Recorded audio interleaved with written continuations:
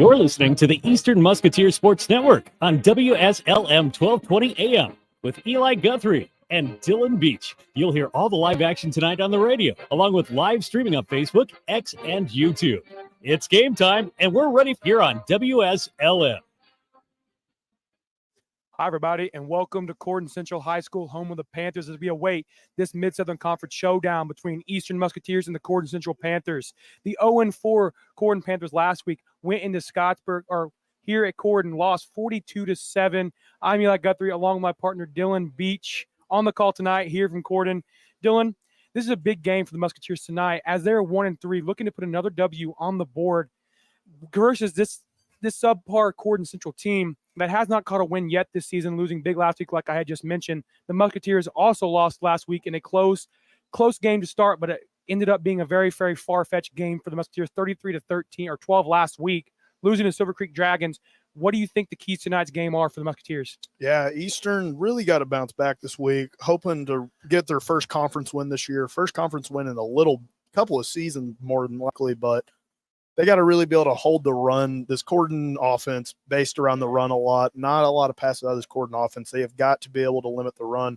Another thing, they have got to stop shooting themselves in the foot with the penalties. Eastern has had a penalty plague over the last couple of seasons. They have got to keep that down tonight. They sure have. Last week, penalties really, really plagued the Musketeers in the fourth quarter against the Dragons, having 2 holding calls inside the red zone, ready to score, but ended up getting called back, holding to a 4th down and a turnover. Now, with the running game for Corydon's averaging, the running back, Carson Lawyer, is averaging 61 yards per game on average for the Panthers, bringing up a big question is if they're going to throw the ball or run the ball tonight, because 61 yards isn't that great of a deal if you're thinking about high school football when the running is primary offense here. Passing last week for Corydon did not go as planned, as their lefty quarterback had 2 pick sixes in a row. Yeah. Giving up big touchdowns to Scottsburg. Yeah, we gotta. It's a conundrum there. I mean, not like if you can't really run the ball that well, you can't really pass the ball that well either. And I mean, it's going to be interesting to see what the game plan is against Eastern tonight. I mean, we've mentioned in the past, Eastern got a nice little cornerback core led by Caden Temple. I mean, Caden Temple, one of the best corners we've seen here in a couple of years for Eastern. I mean, that's going to make it even harder for Corydon to throw. But I mean, if I'm thinking I'm Corydon here tonight, I mean, you got to win the possession battle. You got to, if you're going to give yourself a chance now, you're going to have the ball longer than Eastern. And I think another thing that we've mentioned is they got to limit the turnovers. They can't be throwing picks like they have been this year if they're passing game. And they got the bigger side in this crowd tonight. I mean, got a nice little home field advantage for them tonight, and we're going to see if they can't use it tonight. They do. Corydon needs to embrace the home field advantage. The Musketeers come in here a little less confident because they were only down by 1 point at the half to Silver Creek last week. Ended up giving 3 touchdowns consecutively unanswered to the Dragons. Ended up losing that game big. They had a few key turnovers at the final few minutes of the game. Bannett threw a pick 6 with about 2 minutes to go, setting that one away down for the Dragons to take a W. They're coming in tonight a little more hesitant on their throwing game. Bannett is going to have a little bit easier time of letting the ball fly tonight, but he's still going to be a little hesitant after those key turnovers last week. Yeah, I mean, Cody, we know the kid. I mean, he's not shy of any confidence. He knows his abilities. He knows his game. I don't think he's going to be that rattled tonight. That's going to be my take for the game is I think Cody's going to be out here ready to sling it tonight. I think he's going to have himself a nice little bounce-back game against a little bit lesser of a competition than Silver Creek last week. But, I mean, Cody Bannett, we know him, not shy for confidence. I think we'll see him bounce back this week. There is one thing to add on to his passing game as well, is that when he does throw the ball, he's not only throwing the ball just to a receiver, he's throwing the ball to a good wide receiver core he has out there. Right now, he has Caden Temple on the receiving end of most balls, and Caden Temple is averaging 27.3 yards reception yardage per game based on the stats we have available to us. He is being able to get the ball in and grab it. Last week, he had a few incomplete passes intended for him that really set them up for failure because he would go to the end zone ready to grab one in, and it would just slip right through his hands. He's looking to run before he actually caught the ball. If he can eliminate those mental mistakes tonight and actually grab the ball before running, he'll have a lot more yards, and Bannett will be a lot more confident to throw him the ball. Yeah, going back to that, all the way back to that Brownstown game, a lot of issues between the Cody Bannett-Temple connection that night. Numerous balls. I mean, that Brownstown night, it felt like Caden Temple was constantly being targeted by Cody Bannett, and I mean, a lot of drops, a lot of incompletions there. I mean, another key to the game is Cody Banch has got to get his playmakers involved tonight. I mean, Caden Temple is maybe one of his better playmakers. Braden Jones, of course, Garrett Drury. I mean, if he has the weapons, you just got to get them all involved here tonight. Not only on the offensive end, we need to get the key players involved. We need to get the defensive players involved. Like this week, as of the stats say, Landon Rose leads the team in tackles on average with 7.5 tackles per game, with K.O. King not far behind him at 7.0. As we're going to take a quick break, we're going to the national anthem here at the PA box. What do student athletes learn in the second classroom of high school sports? So much more than just a game. I'm Janie Ulmer. And I'm Chris Kaufman. We're both assistant commissioners of the Indiana High School Athletic Association. Through education-based athletics, student athletes learn the courage to face challenges. They realize the importance of persevering through trials and failures.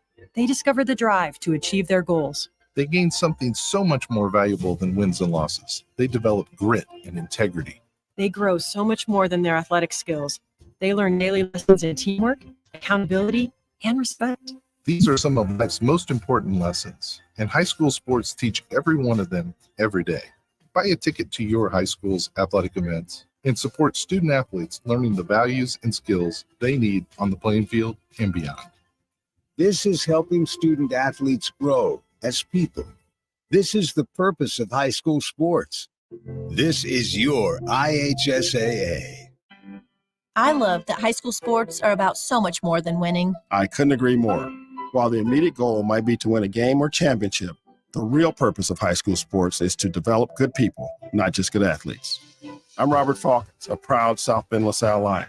And I'm Carrie Rosati, a proud Roncalli Royal. We're both assistant commissioners of the Indiana High School Athletic Association. In education-based athletics, we care just as much about how student athletes are performing in the classroom as we do about how they're performing on the playing field. That's because high school sports are a tool to build the character of student athletes, not just their athletic skills. Developing the whole person rather than just the athlete. That's what high school sports in Indiana are all about. Support the real purpose of education-based athletics by buying a ticket to your high school's athletic events. This is training good athletes. This is developing better people. This is your IHSAA.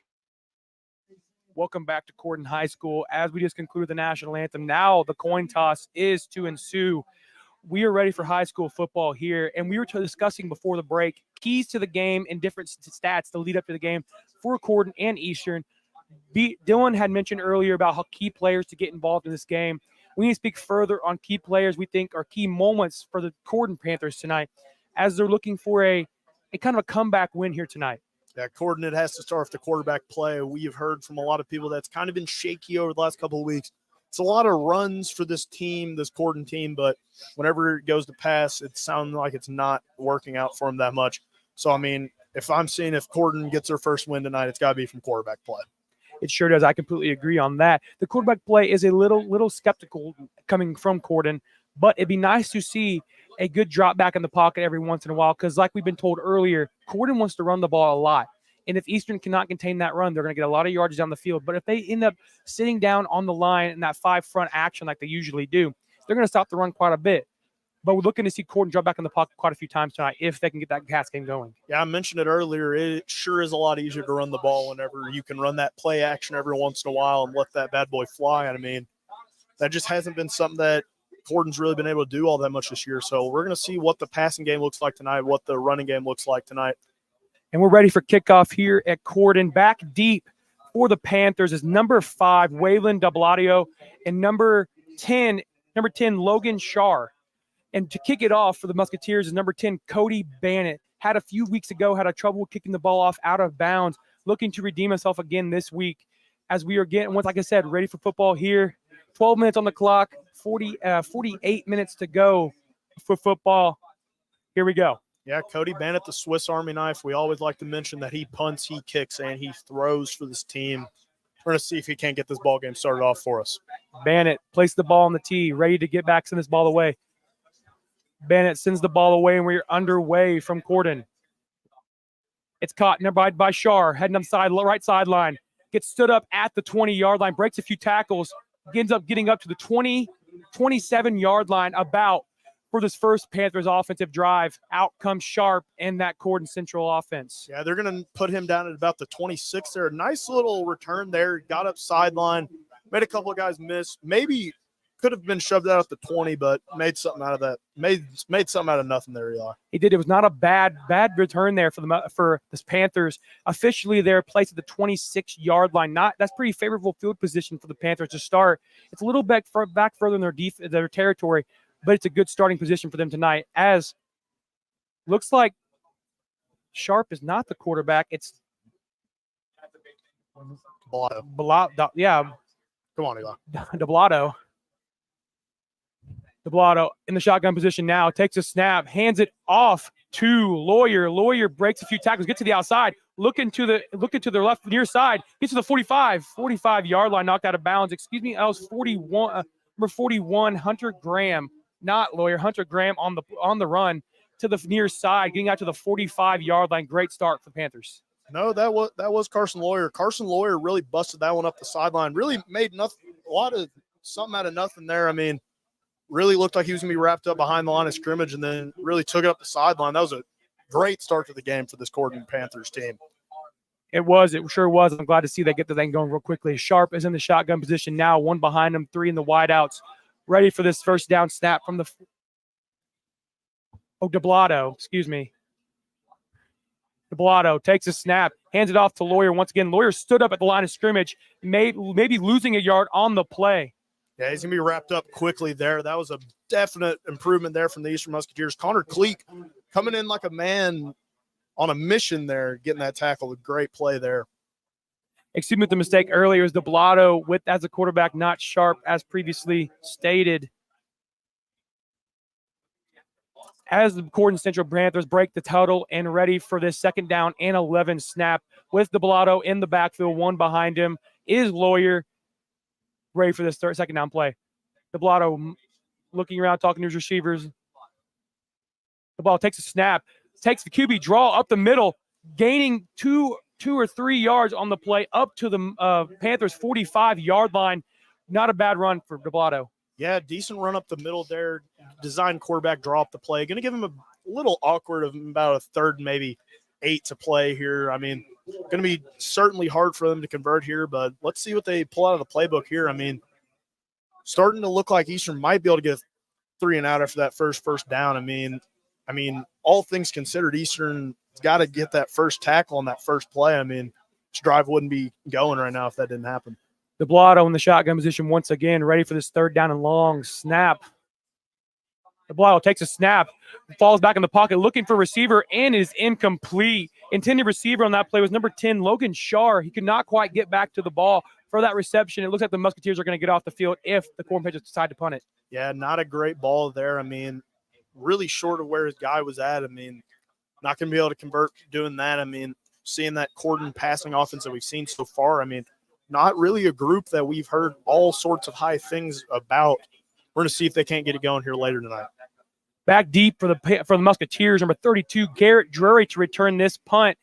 As the punt snap is taken, he sends it deep down the field. Little high pooch kick there as the ball knocks down the ground. Hit a Corydon player, knocked down the 23-yard line. Ready for this first offensive drive for the Musketeers with Cody Bannett and his nice, powerful wide receiver front. Yeah, I don't know how that one didn't get placed down at the 25. Got kicked right into a Corydon Panther. He was sitting right at the 25. I don't know what the logic behind that placement is, but I mean, you were mentioning it.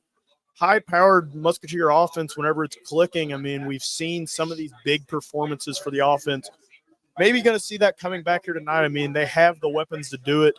The wide receivers, you know, it starts with Garrett Drury and Caden Temple, and I mean, the big running back in the backfield, Braden Jones. He's always going to be running powerfully. Bannett this time is under the center position with Braden Jones and Nathan McBride behind him with Caden Temple and Garrett Drury out to the left and right.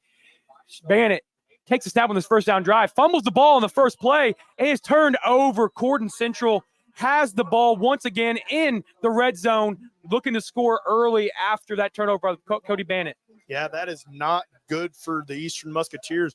Haven't seen a lot of the under the center action this year for the Eastern. A lot of shotgun action so far this year. I mean, I can't recall very many times where we've seen them under center, and it doesn't really work out there.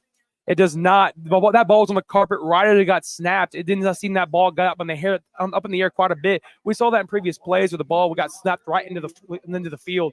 As the Blotto is now in the shotgun position with one behind him is Lawyer and 3 to his wideouts. He takes this snap, rolls out to the right side. QB draw once again to the far side. He is met by Musket defenders, but breaks the tackle, gets outside. Touchdown, Corydon.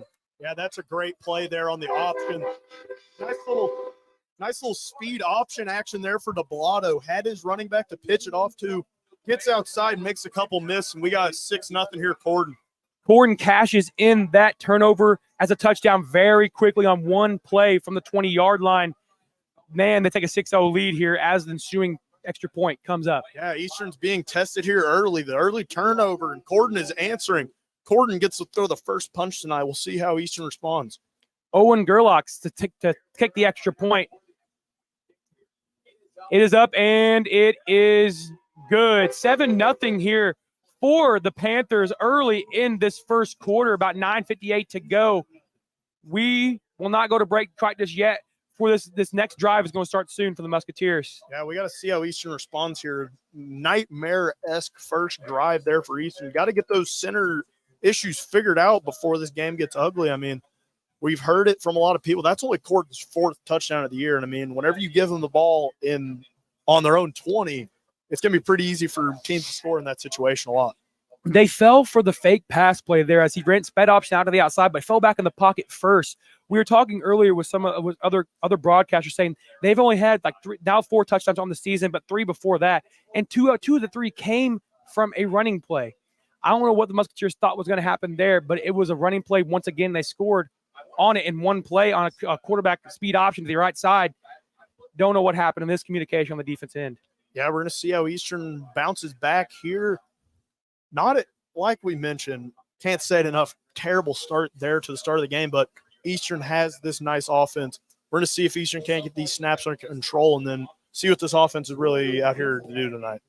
Gerlach to send this one away again with back deep is Caden Temple and Garrett Drury to bring it back for the Musketeers. Gerlach lining up, ready to send this ball away.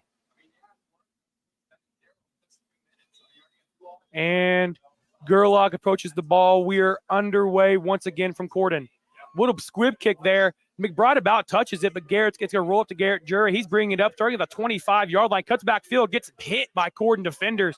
Brought back down about the 13 to 14-yard line, ran backwards. Yeah, fielded it about the 15, started running east-west instead of north-south there. Not going to be one of his best returns on the year. Not going to be one Garrett's going to be looking forward to seeing in the film room this week. I mean, we've seen some pretty good returns from him on the year so far. I mean, not great on that one. We're going to see another glimpse of this Musketeer offense after that quick turnover on the first play of their first possession of the game. We're going to see what they can do differently. Obviously, not turn the ball over. We're going to see what the Musketeers are going to do to redeem themselves on this drive. As Bannett has Jones next to him in the shotgun position with Caden Temple and Garrett Drury out to the wideouts, along with number 20, Chandler Dukes, looking for the receptions. Bannett takes the shotgun, hands it off to Braden Jones. Braden Jones met quickly, but then breaks a few tackles, getting up to the 16, 17-yard line for a second quick first down gain. Yeah, nice little gain there for the Musketeers, about 4 or 5 there on the play. A good run. Got hit right at the line of scrimmage, but that's the thing about Braden Jones. He keeps those feet churning. He ends up falling forward for a nice little gain for the Musketeers on first down. Bannett directing his offense now back up to the line of scrimmage for this second down and medium snap here. Second down and 5 with the same lineup as before. Jones to his left side with 3 wideouts this time. Bannett steps up and takes a shotgun snap. Hands off to Braden Jones again. Braden Jones up to the right side middle pocket. Up to the almost 30-yard line, the 28. Almost a first down. Third down and short. Yeah, get us up a very manageable third down here. Very favorable placing there for the Musketeers. Given about 3rd and 1 here. Braden Jones, like we said, great after the contact. Gets up, keeps moving his feet, and he gets almost a first down here for the Musketeers. I'd like to see Bannett fall back in the pocket this time for a pass as they are now in a shotgun position once again. Like you said earlier, not much under center positioning here as we're seeing a lot more shotgun. As Jones to his left side, Bannett takes a snap, hands it off to Jones. Once again, Jones hurls over someone, jumps up, first down, Musketeers and more. About a 7-yard gain for Braden Jones there as they move the chains. Yeah, nice little high juke there for Braden Jones. Noticing a lot of run orientation here tonight for the Musketeers. They've dropped tight end Brody Temple back in towards that backfield almost as a wing back. That's a 6 blocker for him, a little bit unusually, almost acting as a fullback once Braden Jones busts through the line. Bannett now in the shotgun position with Jones to his right, stepping up, looking for the snap, takes a snap, falls back in the pocket, a little bit of pressure this time, finds Caden Temple on the right side here, near side, takes a few hits, breaks one, gets out to the 43-yard line. Good first down play, and another first down moving the chains. Yeah, the great play there. Nice pitch and catch from Bannett to Temple there. Temple stiff arming a guy to get that first down, then getting hit pretty hard out of bounds there. Nice little hit from the Corydon defender. Way to open up the passing game for the Musketeers. As Bennett looking around, directing his offense now, looking a little confused, miscommunication as he's in shotgun position again. Jones right behind him, ready for this first down snap. Bannett takes a snap, falls back in the pocket once again. No Corydon Panthers there. He lets one fly deep to Caden Temple. Temple is incomplete. Led him a little too long. Yeah, it's going to be a little too far on the play there. Caden Temple never really going to have a chance to really run under that and bring that one in, but likes the play calling aggressiveness so far for Eastern. 3 straight runs earlier, now starting to really kind of air it out here a little bit. There's a lot of tangled feet up there on that. There's about 4 people in the same area as that ball. A lot of tangled up feet, not quite be able to get to the ball now as Bannett is ready for this 2nd down and 10 play. In the shotgun position, Jones to his right. Not anybody in the wideout so far. They're a really tight position here on offense. Bannett. They got trips out left. Bannett looking for the snap, takes it, flips it out to Braden Jones on the far side. Braden Jones gets met by Corydon defenders, stiffs arm ones off of him, breaks a few tackles, head lower down near the first down for Braden Jones. Yeah, I think that's going to be a first down, moving the chains here for Eastern. Another great run for Braden Jones on the play. Able to pile drive through every defender right there. Man, it really showed his strength. I could walk off the sideline for a little breather. Yeah, we mention it all the time. Braden Jones always running like he's angry at the ground. He's a great running back, great power back, and what a weapon he's been for this Eastern team since he got to this program. He sure has, and now the Musketeers looking for this 1st down and 10 play from the Panthers' 47-yard line. Bannett in the shotgun position now. Not Braden Jones, but Nathan McBride to his right. A little shorter of a running back, but a little powerful one. Bannett takes a snap, falls back, looks for a pass to Caden Temple. It's a screen play out to the right side. Temple breaks a few tackles, gets to the outside. Flag on the play. Probably be called back. Going to be ruled short of the first down anyways. I think we're going to get a holding here on Eastern. Nice little play call design, a little play action to the running back McBride, then flinging it out for the bubble screen to Caden Temple. Looking to be the ball was placed up where the Caden Temple fell, but it will be moved back. Holding on the Musketeers. That plugged him a lot last week in the 4th quarter against the Dragons, having 3 holding calls on 3 consecutive drives in plus territory. We're going to put the ball in the end zone, but ended up shooting himself in the foot as they are right now, as they're getting penalized back to their own side of the field. Yeah, Eastern was in Panther territory on their side of the field, looking like they're really driving. We're going to see how they answer on this 1st and 20 here.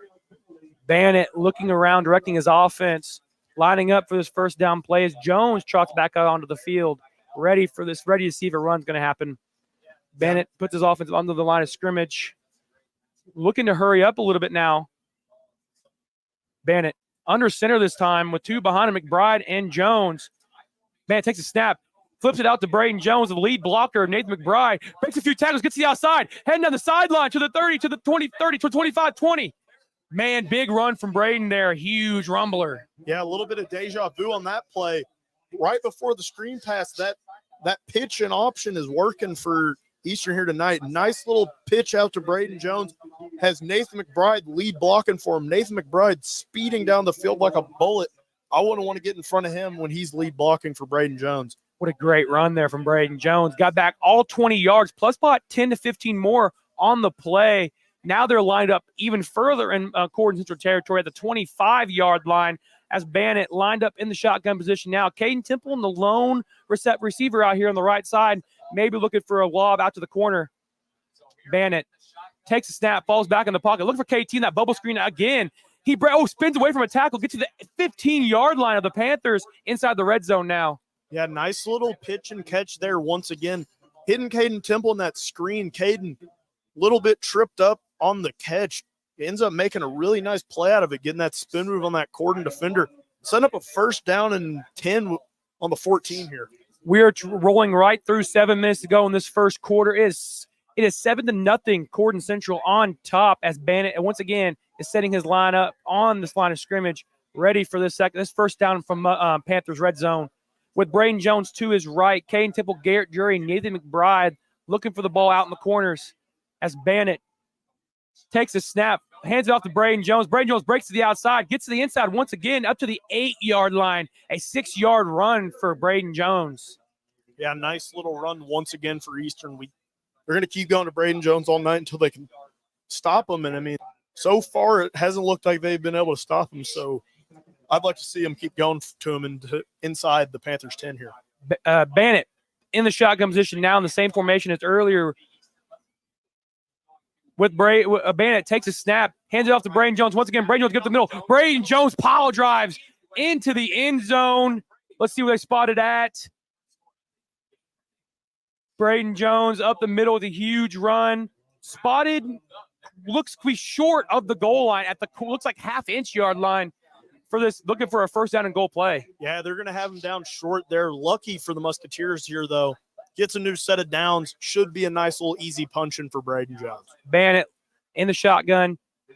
Takes the snap, hands off to Braden Jones. Braden Jones up the middle and just walks into the end zone. Touchdown, Musketeers. Yeah, nothing you're really ever going to be able to do to stop there. I mean, unless you're a wall, I don't think you're going to be able to stop that man running through on the 1-yard line, maybe even the 1-inch yard line there. I mean, you're never really going to be able to stop him there. 6 points here for Eastern, pinning the extra point to make it 7. Bannett lining up to put the extra point up with Garrett Jury as his holder. Looking to tie this game up midway through the first quarter. Looking to hopefully get this game going a little faster. Bannett. Jury takes a snap, places it for Bannett. Bannett kick is up, and it is no good. The score remains 7-6. A 1 point gain here for the Central Panthers as they have the lead midway through the first quarter. We'll send you to a break, and we will be back ready for this Panthers' next drive. Things change. Insurance should too. Jason can help to see if you're covered for life's constant changes. Call Jason Petmeyer, your Washington County agent, at 812-883-2995 or visit infarmbureau.com. This is Becky White from WSLM, and I'm here at the beautiful John Jones showroom in Salem, Indiana for the John Jones Auto Minute. Are you ready for some football and fantastic deals on wheels? John Jones Auto Group is here to kickstart your season with unbeatable savings at all 4 of our locations. That's right, we're conveniently located in Salem, Corydon, Greenville, and Scottsburg. Score big this football season and drive away a winner with John Jones Auto Group. Our dedicated team is committed to helping you find the perfect vehicle that suits both your style and your budget. Whether you're looking for a tough and versatile truck. We're back here at Corydon as Bannett is ready to send this ball away. Number 5, DeBlato, and number 10, Logan Shar back for the Panthers to return this kick. Ready for this ensuing drive. That Musketeer touchdown, a big pile of driving run down the middle for Braden Jones to put 6 on the board. We're 6-7 here in Corydon with the Panthers on top, ready for the next drive. Bannett approaches the ball, ready to send this one away. Oh, a good kick out to the far side. It fumbles it into the end zone. Oh, they're going to let him have the touchback. The ball we put to the 20-yard line. Panthers ready to go back on the offense. Yeah, it looks like it had maybe could have had a little bit of a muff action there. Going to be ruled a touchback here for the Panthers. Hoping to come out here, cap off another drive like they did on their second drive. First drive, nothing really notable to talk of. 3 and out after that first big play on the first play of the game. Then last drive, setting up shop on Eastern's 20 and then instantly taking one to the house. It's great for Corydon as they lead Eastern Musketeers 7-6 with 5:29 to play here. Panthers, an ideal start so far for them. DeBlato stays on the field as he's the quarterback for the next drive with Lawyer behind him, ready for this first down snap. In the shotgun position now is DeBlato. DeBlato motioning players in, takes a snap, We got a flag on the play, but he gets pile drived as soon as he gets outside at the 16-yard line. He gained maybe a half yard, maybe even lost a half yard on that run. Yeah, nothing really there on the play there. I mean, ate up pretty fast by that Eastern line. Not really anything going for him there. And then I think we're going to be even losing some yards here on the play on the flag. Illegal shift on the offense. That penalty is declined. It'll remain second down and about 13 on the play. Excuse me, lost 3 yards from earlier. Second down and 13 now. Maybe even 14 for the Panthers as DeBlato lines his team up at the line of scrimmage, ready for the second down and long snap. Lawyer behind him and has 3 ready for in the wideouts. DeBlato takes the snap here, falls back in the pocket, looking to pass. A little bit muscular pressure here. Finds a receiver, number 9 of Logan Young. Logan Young gets hit. Rise, he catch ball back to the original line of the scrimmage. Second down and about 9.5, 10. Third down, about 9.5, 10 yards for the Panthers. Yeah, great catch there on the play for Logan Young. Going to get him set up with not the worst 3rd and long here, about 3rd and 9. We're going to see what Corydon can do. Might have to open the playbook up a little bit here again. DeBlato coming back from the sideline, getting the play from his coach as they have a 3rd down and long coming up for them. 3rd down and 9. DeBlato in the shotgun position with Lawyer behind him with 3 to his wiles, looking to pass the ball, I think, on this play. DeBlato takes a snap. Musketeer pressure comes immediately. He gets hit as he throws, and it is intercepted by Chandler Dukes. Chandler Dukes fumbles the ball too, and the Panthers fall on top of it. It might be ruled an incomplete pass, though, based on the play was ruled as a catch, an interception, but fumbled as the Panthers regained possession. Might has given them a first down. Yeah, very unconventional first down there. The Musketeer sideline wants it to be incomplete. I don't think that's what we're going to end up having here. A nightmare-ish scenario there for Eastern. Should be setting up on their own 30 and then fumbling the ball right back to Corydon to set up a first down for the Panthers. Well, that really should have been an incomplete pass. Chandler Dukes did catch the ball, but he did not make a football move, which by rule makes that an incomplete pass. But instead, we're going to have a new quarterback in the game for the Panthers. This is Sharp this time. Sharp is in the shotgun position with Lawyer to his left, but we're going to have a interference here by the referees stopping the play. Yeah, not quite sure what's happening here. Maybe discussing what just happened. Gonna have a little bit of conversation here. DeBlato, the former quarterback out there, is now in the wide receiver position, which he is that on the depth chart. Wide receiver now is Sharp. The call is confirmed. First down Panthers on the 31-yard line. Sharp is in the shotgun position this time with Lawyer to his left with 3 receivers out wide. Sharp takes the handoff, falls back in the pocket, looks for a screen pass out to the right side. He's hit as he catches it. That's number 10, Logan Shaw, getting hit hard after he catches the ball in that screen pass, losing a few yards on the play. Second down coming up. Yeah, that play was going nowhere from the get-go. Eastern all over that one. This defense is looking pretty good tonight, minus that one where they're set up deep in their own territory. This team's looking good on defense tonight. We'll like to see if Sharp or DeBlato comes in as quarterback here. Now it's Sharp once again in the shotgun position. Lawyer to his right. They have not ran the ball in quite a few snaps. They're looking to open this passing up. Sharp in the shotgun position now. Looking for the snap, talking around, motioning his players.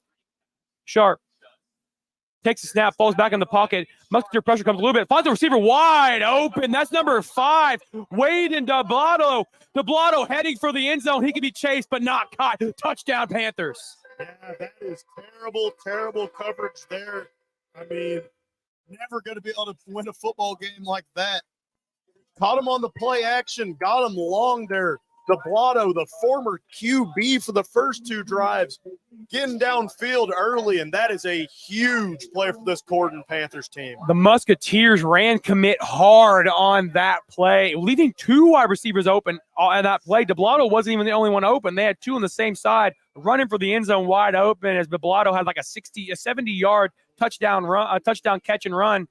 As now number 25, Owen Gerlach, is ready to send this extra point up. Extra point is up, and it is good.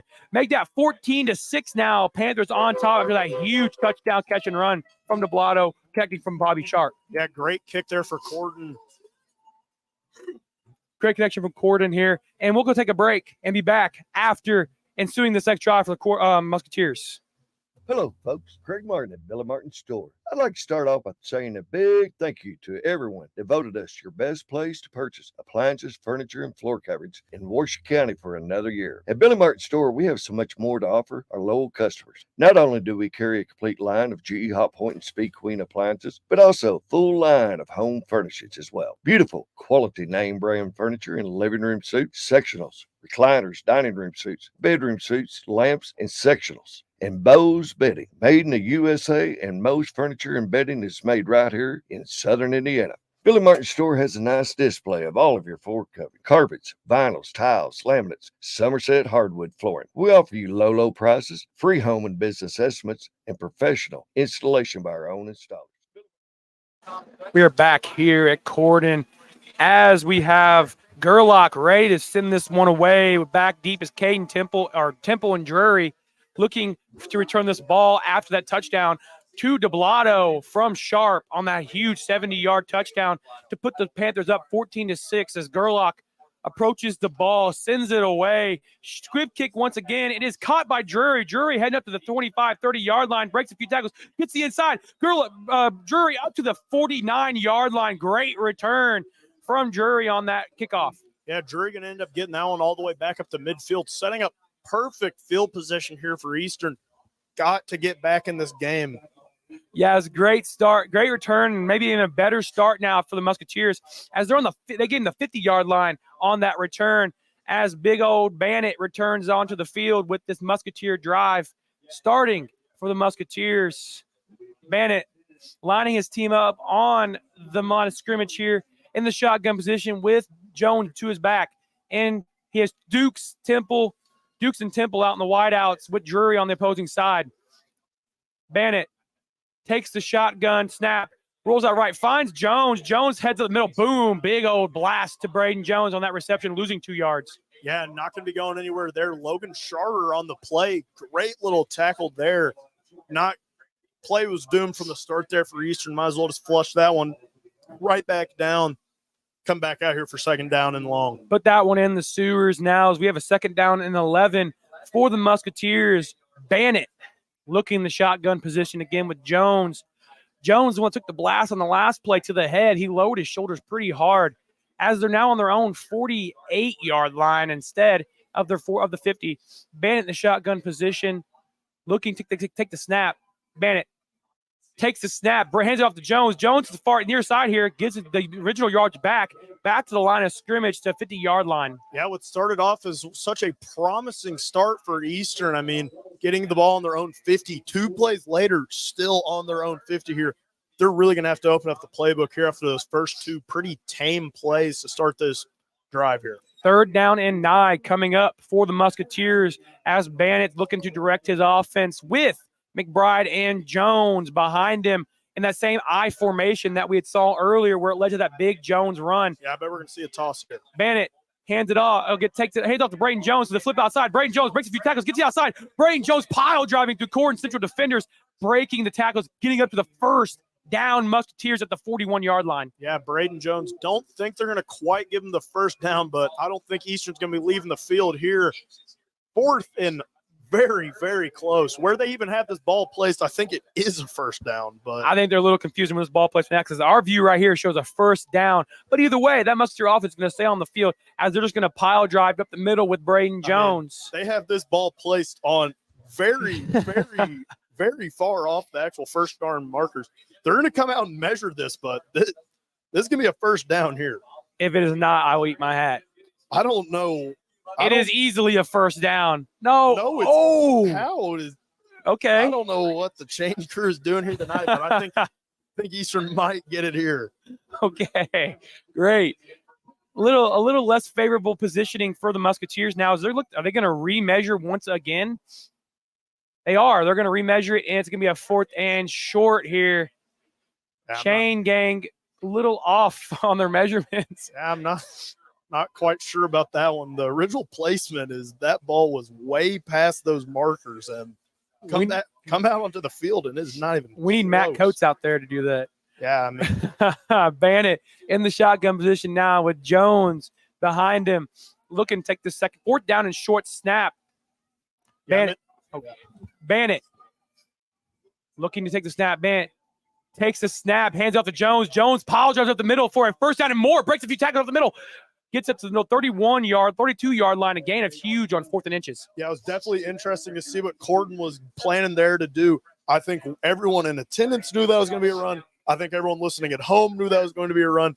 I think everyone on the defense knew that was going to be a run. Corydon majorly loaded the box there, got through some gaps. Unfortunately for the Panthers, got through all the wrong gaps. Braden Jones with a big gain there to set up this next first down for the Musketeers. I formation for Bant and the Musketeers now. Takes a snap, flips out to McBride. McBride heading to the near side here, gets hit by a Corydon Central defender, picked up and body slammed at the 34-yard line. A loss of 3 on the play. Woo. The touchdown scorer, Waylon DeBlato, laying it down there. That's a big hit on the play. Another toss play for this Musketeers offense. Instead, this time, running Braden Jones as a blocker, laid down a pretty good block during that play, but couldn't really get any gain after DeBlato got in for that big hit on Nathan McBride. Bannett in the shotgun position this time. Jones to his left.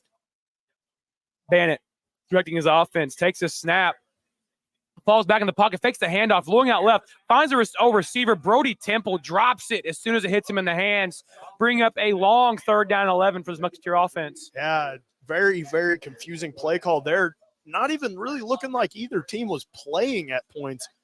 Brody Temple sitting there wide open, ball is at his toes, can't really wrap it in. I mean, not really any resistance there. That one was kind of a strange play from up here in the booth. Cross-body pass from Bannett there. Really just threw it quite low. It was almost like he didn't want him to catch the ball. We know that wasn't the case here. As Bannett and the Musketeers are ready for this 3rd down and 11 snap with Jones behind him, and he has McBride, Temple, and Drury on the wideouts. Maybe throw the ball here. Motions McBride. McBride and Bannett snaps the ball, takes the handoff to go. Oh man, Jones looking to break a few tackles, gets tripped up at the Panthers' 31-yard line, bring up a 4th down and 9. Yeah, Braden Jones saw a lot of green grass there. Corydon Panther grabbing him by his feet there. Going to end up forcing a 4th and 8 here. We're going to see what the coaching staff is drawing up here for this play. Bannett and the Musketeers wants to talk to Coach Dean about it as they all head over to the sideline. Just going to take this one into the second quarter. Yes, take this one into the second quarter. We are live here, second quarter from Corydon Central, 14-6, Panthers on top. As we expire the first quarter here, we will see you on the other side of this first quarter. We'll be back here in Corydon. This is Becky White from WSLM, and I'm here at the beautiful John Jones showroom in Salem, Indiana for the John Jones Auto Minute. Are you ready for some football and fantastic deals on wheels? John Jones Auto Group is here to kickstart your season with unbeatable savings at all 4 of our locations. That's right, we're conveniently located in Salem, Corydon, Greenville, and Scottsburg. Score big this football season and drive away a winner with John Jones Auto Group. Our dedicated team is committed to helping you find the perfect vehicle that suits both your style and your budget. Whether you're looking for a tough and versatile truck to tackle any challenge or sleek and fuel-efficient sedan to zip through traffic like a star player, we've got you covered. Plus, don't overlook our certified pre-owned vehicles that offer affordable reliability. Get ready to do a happy touchdown dance because we're offering incredible finance options. Our finance team will work their magic to secure the best rates and terms tailored to your needs. Touchdown! And there's more. John Jones Auto Group is offering game-changing incentives, lease specials, and low APRs. Make this the perfect time to drive home a deal you won't find anywhere else. Don't fumble this opportunity. Visit John Jones Auto Group today at any of our 4 locations. Or you can check us out online at johnjonesautogroup.com. And remember, you see so many because they paid so little.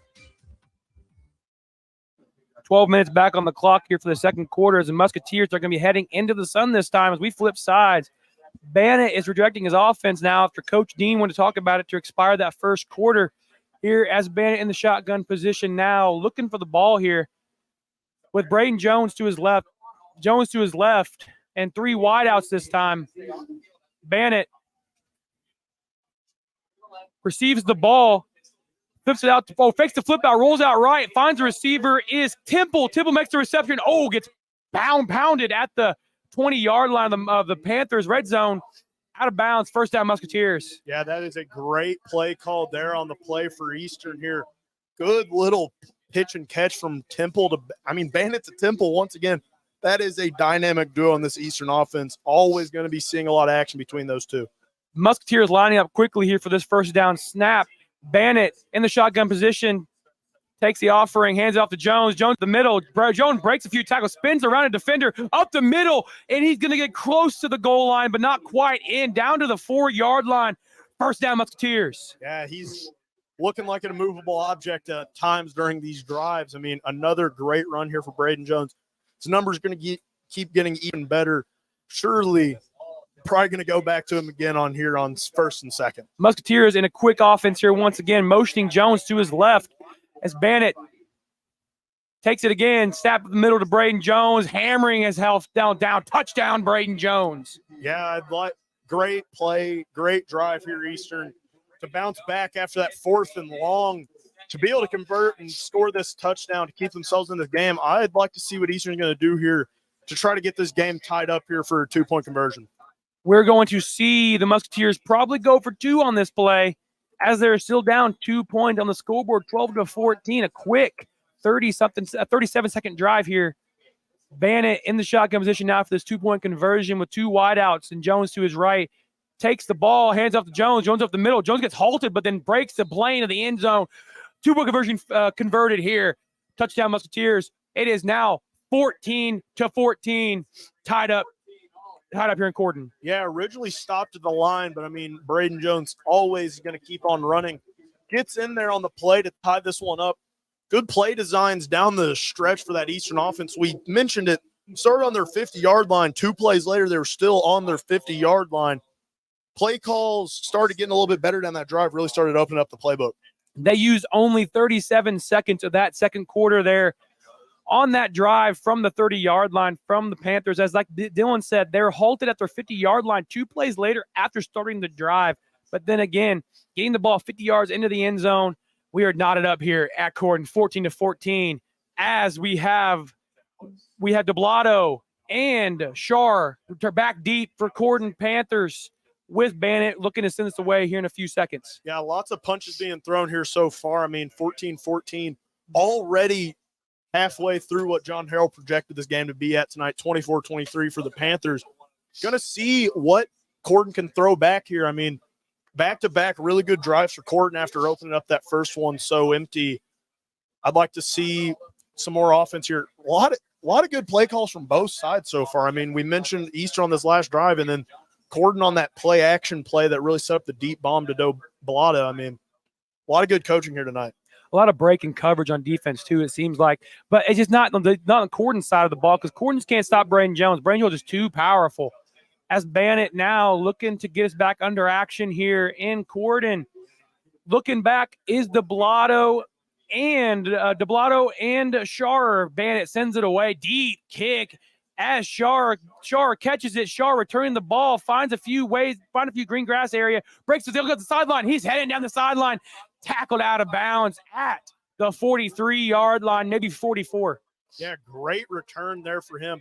Hadn't really started turning on the boosters till he got to about the 20, and then started getting up the sideline. Didn't really have a very big envoy of blockers, but really made a lot out of nothing there. That's a great return to set up Corydon here, just shy of the Eastern territory. It looks like Sharp is going to be back in the quarterback position now for the Panthers, as he's directing his offense ready for this offensive drive, looking to put the ball in the end zone once again. They give him the official spot of the 44, as is now DeBlato heading out to the wideout here on the near side.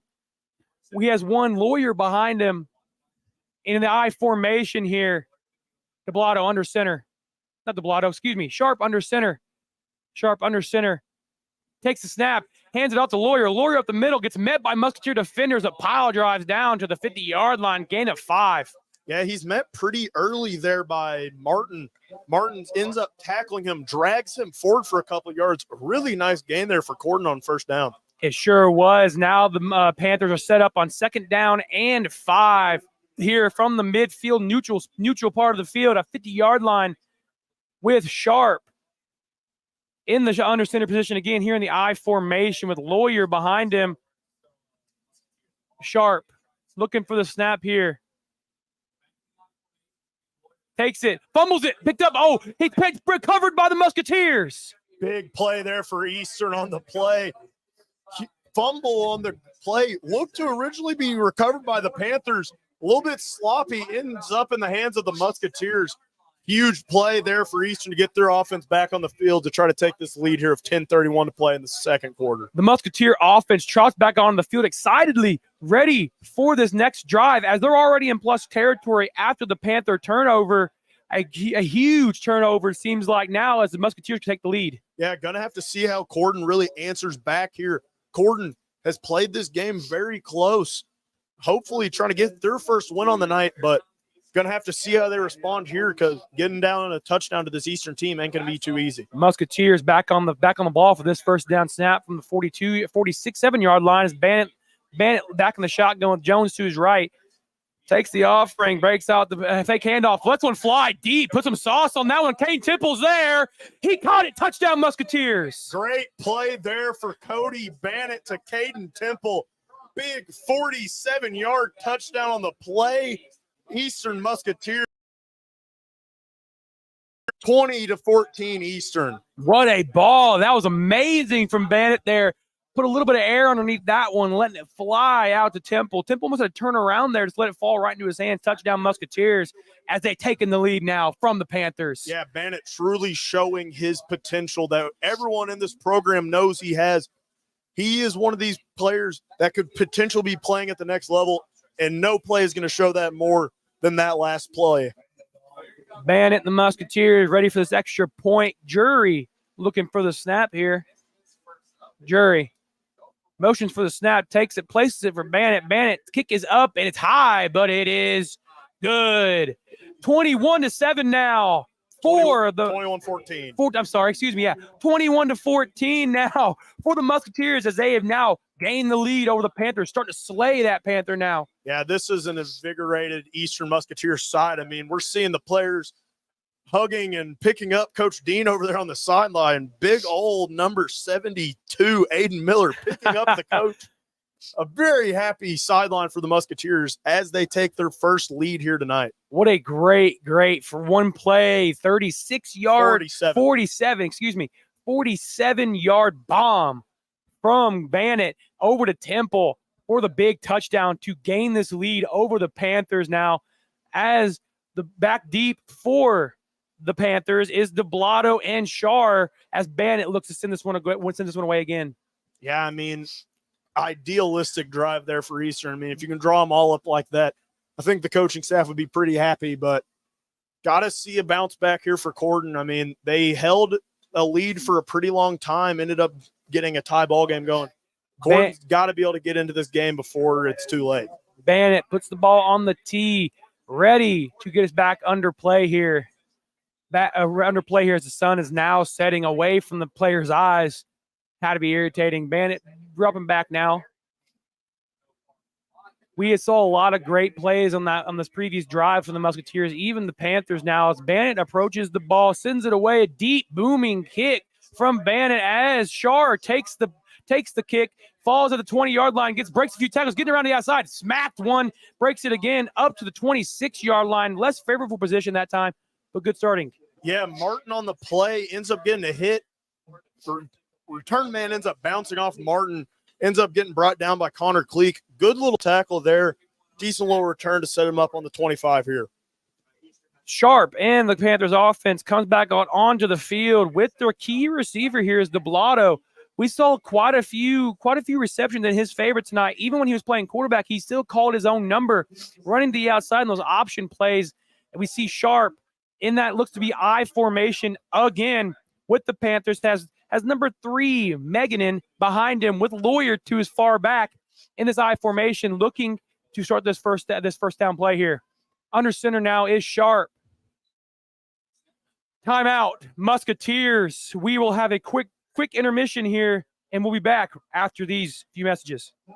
If you're looking for the best Mexican food, stop in today at El Camino in Salem. And don't forget to stop in before the game or come in up until 10 p.m. on Friday or Saturday. Come in during lunch for great specials during the week starting at just $5.65. The Speedy Gonzalez for $5.65. A taco lunch, $5.65. The quesadilla or enchilada lunch for just $5.65. Or try your choice of lunch fajitas for $9.95 or the burrito zapata. New menu coming soon at El Camino in Salem, and they're hiring servers. Weekly specials include Tuesday's taco special, buy 3, get 1 free, and Sundays, kids' meals are half price. Whether you stop in before or after the game, El Camino's is something for everyone in the family. Open till 10 p.m. on Friday and Saturday, and weekdays 11 a.m. to 9 p.m. Stop in at 403 South Main Street in Salem, or call ahead at 812-586-0199 for carryout. Both the teams break their huddles now in that timeout as we are back for action here in that I formation for Sharp and the Panthers. He's under center now, looking for the ball. Sharp, wiping his hands dry, takes the offering from a center, flips it out to Lawyer. Lawyer heading down the far side, gets met by a Musketeer defender and dropped by Brody Temple outside there. Big hit. Yeah, Reese Weiniger in there originally on the play. Nice little diving tackle to try to trip him up there a little bit. Brody Temple ends up finishing up the play. Great start for Eastern after they take that one play touchdown to take the lead. Hopefully trying to get their offense back on the field to try to extend before halftime. Loss of 5 there for the Panthers. They're pinned back at their own 22-yard line now with Sharp directing his offense, looking for an answer to this Musketeer defense in the shotgun position now with Lawyer to his right and 3 in the wideouts. Sharp wiping his hands dry, looking for the ball, takes a snap, falls back in the pocket, looking for receiver. He had Shar on the route out route here, but misses him, slips right through his hands, bringing up a 3rd down and 15. Yeah, that very easily could have been a nice little gain for Corydon there. Hits him in the hands, nice little drop, maybe not the perfect ideal ball, but Corydon going to have a 3rd and very, very long for this next play. Got to see how they're going to respond here next. Not very big favorable position right now for the Panthers. So they're going to try to draw up a play. And, I mean, one takeaway here so far for this Corydon faithful is that North Harrison, their county rivals, are also losing tonight here to Brownstown 14-7. Sharp in the shotgun position now. Lawyer to his right with 4 wideouts this time. He takes a snap. Flag on the play, though. Have a quick false start penalty. Set it back 5 more yards, 3rd and 20. Yeah, this going to be 3rd and even longer now. I mean, shooting themselves in the feet. We were saying that Eastern needed to limit the flags. Eastern really hasn't had any issues with the flags so far, but that is going to be a very costly Panther flag on the play. It sure is now that Sharp and his Panthers offense now has to find an even better answer to draw up for this ensuing play here. 3rd down and 20 in the shotgun position for Sharp with Lawyer to his right and 4 in the wideout. Same position we saw earlier. Sharp ready to take the offering here. Ball's in his hands now. Falls back looking for a receiver. He has one. Oh, hit as he caught it. Didn't even make it back to the original line of scrimmage. Ball is caught, but very, very short. 4th down and 12. Big play for Caden Temple there. Met the receiver almost as soon as he catches it. Great job by the receiver to be able to ring that one in. Not sure how he kept that one in his hands, but we're going to have 4th and very long here for Corydon. Not going to have any other option than to punt it here. Gerlach trots out onto the field to send this one away to Drury. Drury back deep at his own 40-yard line, ready to return this kick. Gerlach awaiting the snap here to punt this one away. Gerlach takes the snap, sends one. Oh, the ball's blocked. The kick is blocked. Back to the own yard line. He falls. He fumbled that punt right there, and the ball's blocked. Yeah, taking a little too much time there to get that one off. Maybe needs to set him up a little bit further back, but, I mean, you have 3 Musketeer defenders there before he even has a chance to drop that ball to punt it. That is a huge play for Eastern there to set themselves up almost in their red zone here. Already in the red zone. He didn't even have a chance. He didn't even have the ball ready to kick it. He was still fumbling around in his hands, and the defenders with the Musketeers were already waiting there. They just kind of grabbed it out of his hands and put it on the carpet. Man, what a great defensive possession there from the Musketeers. This might be the turning point here. I mean, Eastern really got to get in the end zone here. Corydon is going to have to do all they can to bend, not break here. In the I formation now is the Musketeers with Jones, McBride to his backside. Band under center. Takes the snap, hands it off to McBride. McBride met as he gets it. and drug back at least 2 yards, pile drive into the dirt. Loss of 2. Yeah, he's going to be met with a mound of people there at the offensive line. I mean, Corydon really standing their ground on that first play. Going to have to do it a couple more times to keep this Eastern offense out of the end zone. Bannett drawing up another play for his team here, looking over to his sideline, motioning from his offensive coordinator, lining his team back up in the shotgun position now with Jones to his left and the 3 in the wideouts. Bannett looking to take the snap here. Motion drones over to his right side. Bannett takes the ball in his hands now, hands off to Jones. Jones met as he gets it, but Jones breaks a few tackles, gets up to the Panthers' 9-yard line, 3rd down and short. Good little gain there for Eastern on the play. Corydon, once again, getting some guys in through this Eastern offensive line. Got to see what they're drawing up here on 3rd down and maybe keep the Eastern offense out of here. And if I'm Eastern, I'd probably be going right back to Braden Jones on the play. It's not broken yet. I wouldn't be fixing it. Got to see a battle here between these teams to try to hold them out of the end zone here on 3rd down. Jones and Bannett up to the line once again in the shotgun position. Probably going back to Jones, like Beach said here earlier, as they're ready for this 3rd down and short, 3rd down and mid play here. Motions Temple over to the left side here. He's looking to be a wing player. Bannett takes a snap, hands off fakes the handoff, slips in his steps. A read option play, falls, loss of 5. Yeah, we mentioned it there. Had Brody Temple in as the wing back for the extra blocker there. Almost acting as a fullback on these plays. Cody Bannett had an army of blockers there. Just Turf Monster got him on that play. It's going to be a 4th and 10 here. We're going to see what the Eastern offense does. Don't think they're going to be kicking the field goal here. No, I don't think so either. They're in 2 favorable position here to take even a bigger lead now. They're already up 7. They're looking over to their sideline, trying to find a good play for this 4th down 10. Yeah, I mean, in the high school game, 3 points doesn't do really as much for you whenever most teams aren't really kicking the field goals. But, I mean, I think we're going to have a timeout here for the Musketeers. Drop this play on 4th down here. 6 minutes and 41 to play here in the first half. Louder Than Life, September 21st through the 24th in Louisville with Foo Fighters, Green Day, Tool, Avenged Sevenfold, Godsmack, Limp Bizkit, Pantera, Queens of the Stone Age, Weezer, Megadeth, Turnstile, and many more. Get your passes on sale now at louderthanlifefestival.com. Yeah, we welcome you back here to Corydon Central High School as the Eastern Musketeers lead the Corydon Panthers 21-14. Yes, both teams here looking to get a stop here. Musketeers have revenge on their mind as they lost last week, but Panthers are also looking to get the ball back here on a 4th down and 10 play here as Bannett maybe found a play here to hopefully get a 1st down because they still have a 1st down opportunity at the 4-yard line of the Panthers offensive on the front side of the field here. As Bannett in the shotgun position, we have Jones to his right with 3 in the wideouts with Temple as that extra halfback there on the right side here. That's tight end. Bannett takes it, falls back in the pocket, lowering out to the right side, finds the finds the receiver. Oh, nearly caught in the end zone. That'll be a turnover on downs. Yeah, that'd have been a catch of the year contender there for Nathan McBride. He was somehow able to caress that one in. Caden Temple met with a nice little press from the cornerback on the play. Caden Temple's not really going anywhere there. Nathan McBride tried to do all he could to bring that one in.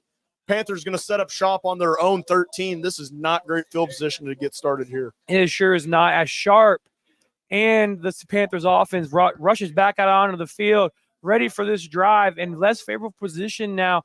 He has the Blotto and Lawyer next to him now. Changing place here. It is not. It's the Blotto as quarterback now. Sharp on the sideline. The Blotto takes a snap called his own number, met in the backfield, but gets ripped outside to the other far side. He gets met by Caden Temple. Temple brings him down as a loss of 1. Yeah, DeBlato doing his best Houdini impersonation there. They saw him for a little bit, and then he was gone. I mean, had about 3 Musketeer defenders on the play, wrapping him up. He somehow gets back out, only ends up losing 2 on the play, and that could have been a very bad loss. Ends up turning it into almost back to the line of scrimmage for the 2nd and 12.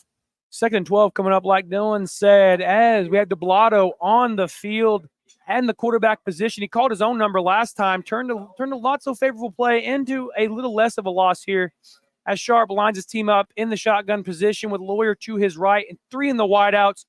Deblotto takes a snap, falls back in the pocket, looking for receiver. Screen pass. Oh, nearly picked off by Cleek of the Musketeer defense. If he had got it right in his hands, he would have stepped right into the end zone untouched, walk, touchdown, but did not quite get it. Yeah, Connor Cleek almost getting the Musketeers' second pick six of the year there.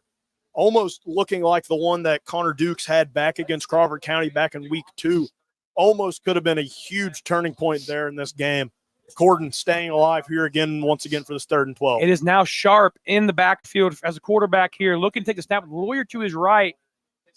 Takes it from his center, falls back in the pocket, looking for a receiver. Musketeer pressure, lets one fly deep. Temple's there. It is knocked away. Big defensive stand from Temple and the Musketeer defense there. Yeah, Temple doing his best there to get a hand in between that pass intended for Logan Young on the play. Logan Young, if you remember, had a nice catch earlier in the game, trying to air it up for him. Caden Temple doing his best, getting that hand in there, batting that one down for a 4th and long here on the Panthers 11. Going to be punting here, and they've got to be able to get this one off this time. We have Gerlach in the backfield looking to send this one away on a punt from his own end zone. Hopefully, a jury in the back deep, ready to return this one. Favorable position to look to start here. Gerlach sends it away. A big pooch kick, high one. Gets very, very little yardage. Bounces up off the girth to Jury. Jury gets met as soon as he catches it, but dropped down at the 41-yard line. Yeah, nice, decent little return there, all things considered on a punt return. Better play there for Corydon, at least being able to get that one off. Not anything flipping the field type of situation. Eastern still setting up shop in great field position, but better situation there for Corydon on the play. We will now see Bannett and the Musketeer offense back on this field now and plus territory at the Panthers' 41-yard line.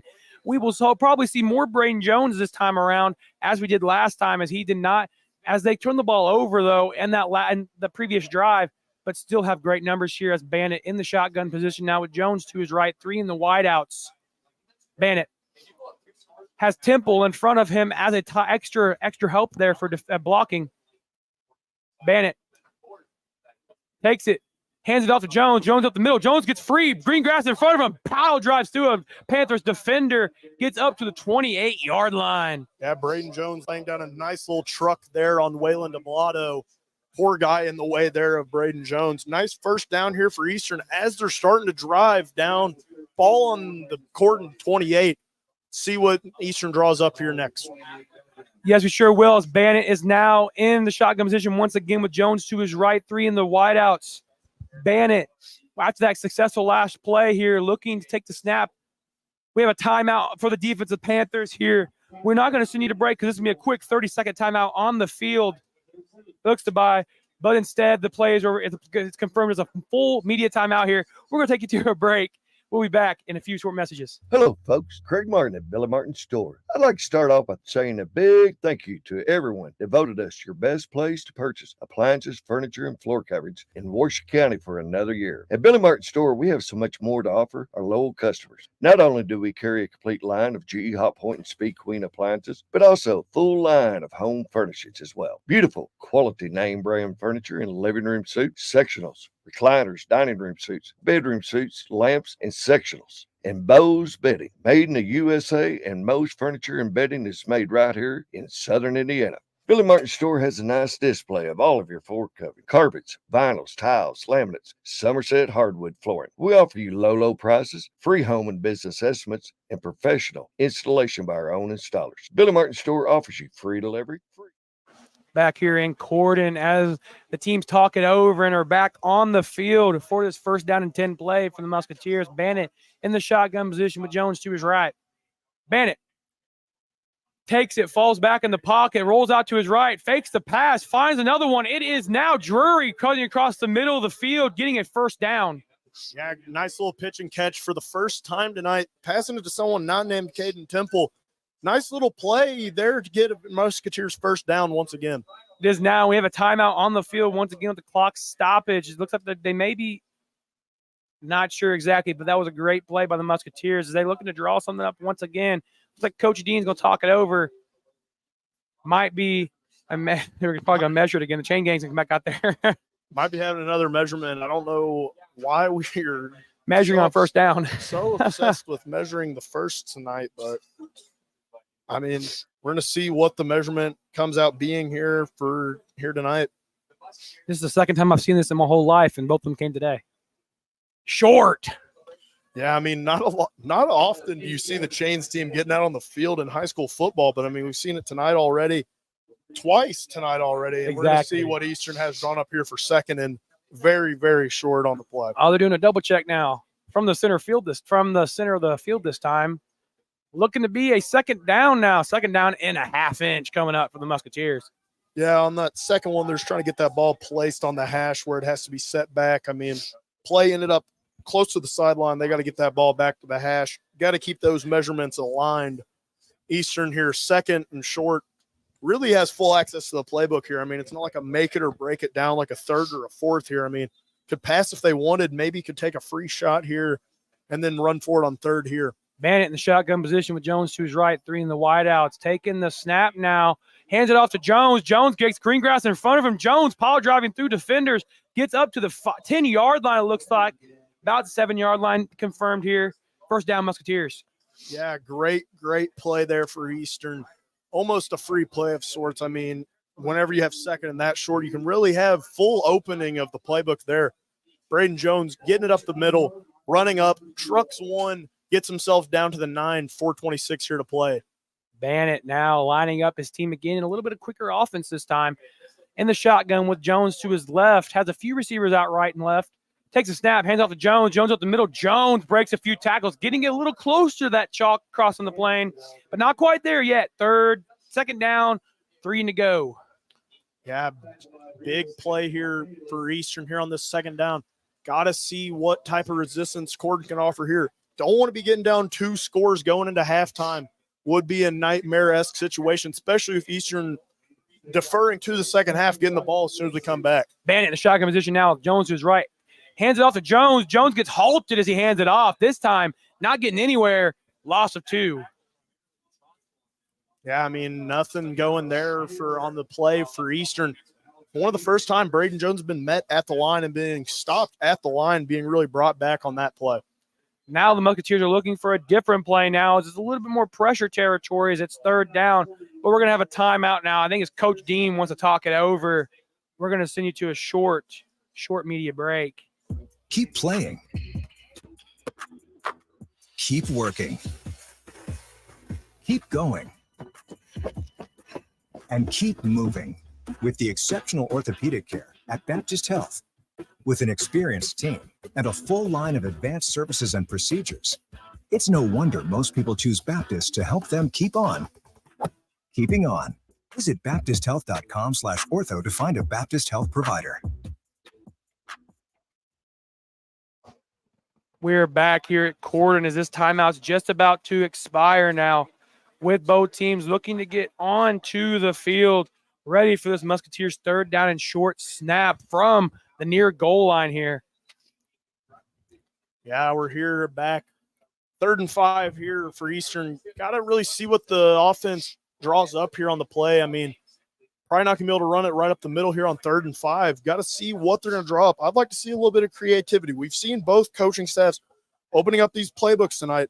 I'm really interested to see what happens here on 3rd and 5. Bannett walks back out onto the field with Jones not far behind him, looking to see what they can do now on a 3rd and short. 3rd and goal to be exact right now. They're on the 3-yard line, looking to put this ball across the chalk for a touchdown. Bannett in the shotgun now, looking for it from the center. Motions Drury. Drury hands off to Jones. Jones almost escapes the Panthers defense, expanding the ball across his shoulder there. Head up to a 4th down and 1 at the 1-yard line. 4th and goal, excuse me. Yeah, very close on that one. Braden Jones almost getting outside of the line, almost being able to bring that one in. Going to have a 4th and 1 here. I mean, once again, I think everyone's going to be expecting run here. I think we're going to be seeing a lot of loaded boxes here from both sides here tonight. Bannett once again in the shotgun, looking for another play here on 4th and goal from the 1-yard line, as we're going to see probably another handoff to Jones for the touchdown. Bannett looking for the exchange here. Takes a snap, hands it off to Jones. Jones escapes the defense, eludes it Touchdown, Musketeers. Yeah, big play there, Eastern taking the 2-touchdown lead here with just 2 minutes and 37 seconds here to play. Might be the turning point here. We're going to have to see a very quick Corydon Panther answer. We sure are now, as Bannett, like he's the Swiss Army knife of this offense of the Musketeers. He stays on the field ready for this extra point to put the Musketeers up by 2 official scores here by 14 points, 28-14. Right now it's 27-14. Jury down on one knee, ready for the snap from the center. Looking for the snap, takes it, places it for Bannett. Bannett kick is up and it's blocked. Nice blocked kick. Nice play from the Corydon special teams. Never know when that 1 point might come back to hurt them. Pretty big play there for Corydon.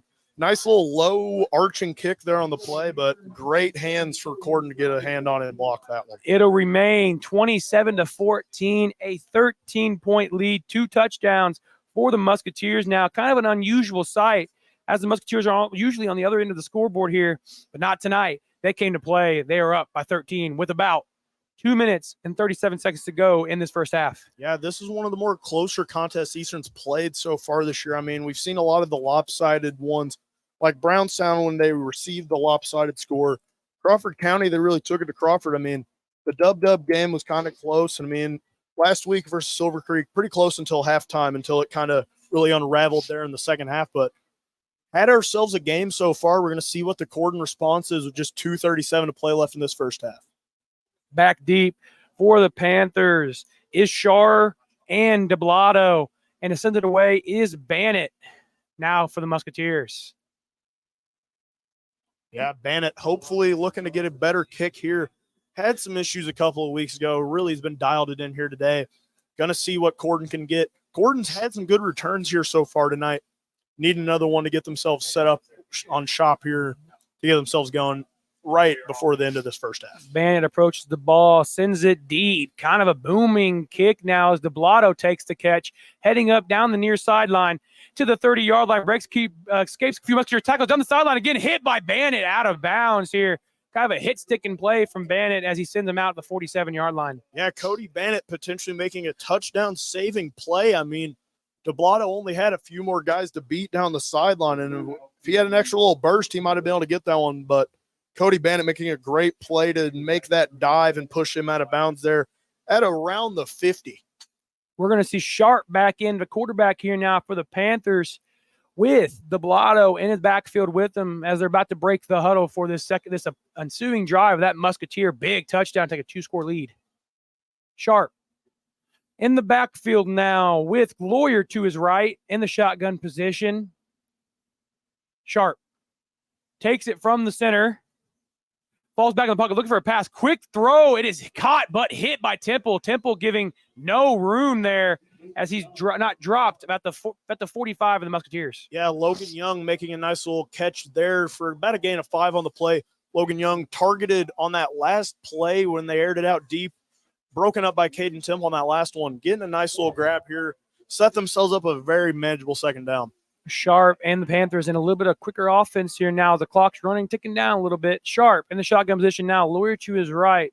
Takes it from the center, falls back in the pocket, looking to pass. Musketeer pressure here. Lets one fly deep. It is nearly picked off by Musketeers Dukes on the pass, but knocked incomplete. Yeah, Corydon should be counting their blessings there. I mean, maybe an interception waiting to happen. Maybe broken up more by Nathan McBride on the Musketeers than the Panthers receiver number 28, Devin Beatty.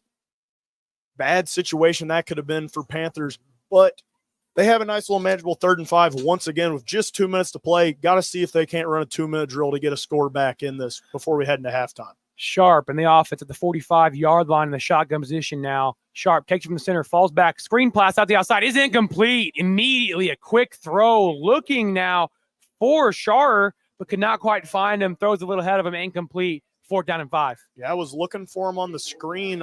Taking just a second there to find the receiver. Let's see what Corydon cooks up here on the 4th down. I mean, on opposing territory, could be a dangerous 4th down here. I mean, Eastern could certainly drive the field in a 2-minute drill if they were certainly tested to. I mean, that could be going from bad to even worse if you go down from 14 at the half, 13 at the half to potentially 20 or 21 at the half. We're going to see what the Panthers decide to do here if they're going to try to pin the Musketeers back deep. But instead, coach of the Panthers wants to talk about it, and he calls his team to the sideline. Timeout, Panthers, with about 1:59 to go in this first half here at Corydon Central. We'll send you to a quick break. We'll be back after this message. Sprained ankle, swollen joints, and no time for an appointment? Schnick Medical Center has you covered. Visit our orthopedic walk-in clinic for expert care. Our specialists provide fast attention to a number of bone and joint problems. No appointment necessary. Available Monday through Friday, 8:30 to 11:30 a.m. For more information, visit schneckmed.org. Schneck, healthy together. 2 of them. Bring on the garlic. Get ready for another epic event this summer with Papa John's new Garlic Epic Stuffed Crust Pizza. This is the third version of Papa John's Stuffed Crust Pizza. First, there was the regular cheese stuffed crust, and then they added pepperoni into the crust. Now, this pizza has garlic in 3 places: in the crust, on the crust, and in a cup with its special garlic dipping sauce. The pizza has a blend of cheese with garlic seasoning inside the crust and more garlic seasoning on top of the crust. It's available as a large pizza for just $13.99.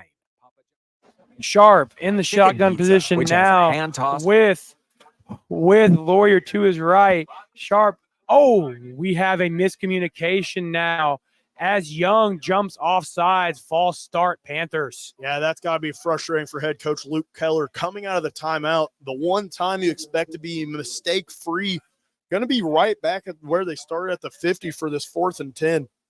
Not a great start. Probably going to be bringing out the punt team here. It looks to be the exact way as Sharp. They're leaving the team out. Yeah, they are. It looks like it, yes. Sharp trotting back out onto the field now for a 4th down and 10 play. Looking to convert to keep this Panther offense on the field now. Very risky. All right, Lawyer to his right in the shotgun position now.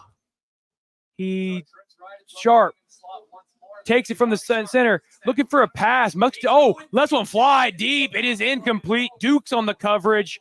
Didn't let any ground up there to DeBlato. Yeah, Waylon DeBlato, the one-man army for this Panthers offense, looking at him again. And that is a very, very risky play for Corydon Panthers. As Eastern sets up shop on their own 50 here, I could see a 2-minute drill happening for Eastern. I mean, this offense has been able to gain bunches of yards at once. I don't know if I would have kept that there.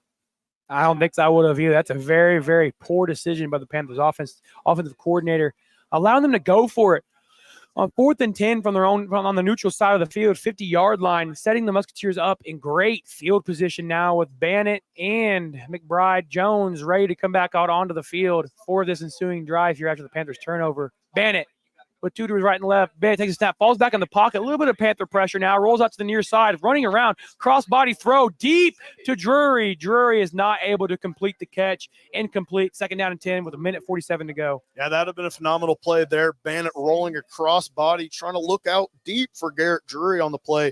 Bannett wanted a late hit. I think the turf monster would have been the only one getting the late hit on him there. I don't think there was really much contact there from the Corydon defense. But we're going to see what Coach Dean draws up here on 2nd and 10 as Eastern still has 1:47 to drive to maybe try to add to this lead going into the half. Bannett now looking up over to his offensive coordinator, ready to set up the 2nd down and 10 play from the 50. He has Jones to his backside now with Drury out to the near right, and a trips set up now with Bannett in the shotgun position, ready to take the snap, flips it out to Jones. Jones heading down the right sideline, breaks a few tackles, getting a few yards on the play, eluding that Panthers defense down to the 45. Eastern's going to have to get their team back to the line here, running out of time here in this first half.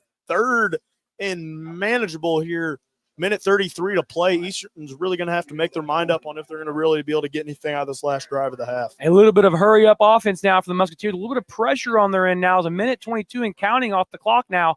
With Bannett in the shotgun now is McBride out all alone here on the wideout on the left. He takes a snap from the center, fakes the handoff, rolls out right, finds Temple on the grab. 1st down, gets out of bounds for Temple and the Musketeers. Yeah, big play there for Eastern to pick up the 1st down. New set of downs here, 1:08 to play. From about their 40-ish here, Eastern, they've had the deep bombs tonight. Already had one deep to Caden Temple. Going to see what they can do. still plenty of time to maybe be able to extend this to a 3-score lead. Musketeers are up on the scoreboard 27-14. 1 minute, 8 seconds to go as Bannett is in the shotgun now with Jones to his left. Looking to take the snap. Takes snap, falls back in the pocket. Looks at a screen pass. There's McBride. Oh, tipped almost into the defender's hands for the Panthers. But instead, 2nd down and 10. Yeah, that last tip on that play from Nathan McBride surely prevented that one from being picked off by Corydon there. Almost disastrously there. I mean, just McBride off on the left side. That one almost surely would have been housed unless Cody Bannett's winning that track race. And I'm not sure if he would have been able to on that play. Bannett now directing his offense up to the line of scrimmage, ready for the 2nd down and 10 snap, with Jones to his left.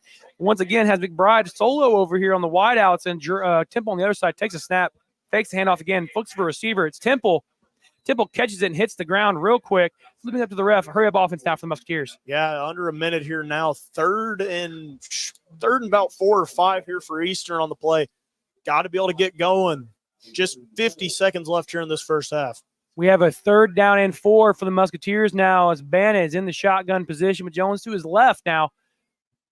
Bannett takes it from the center, fakes the handoff. Oh, Jukes one way, goes the other. Jukes again. Bannett gets wrapped up once by 3 or 4 Panthers defenders now at the 34-yard line. We have a timeout. Yeah, going to be wrapped up way short of the 1st down marker there.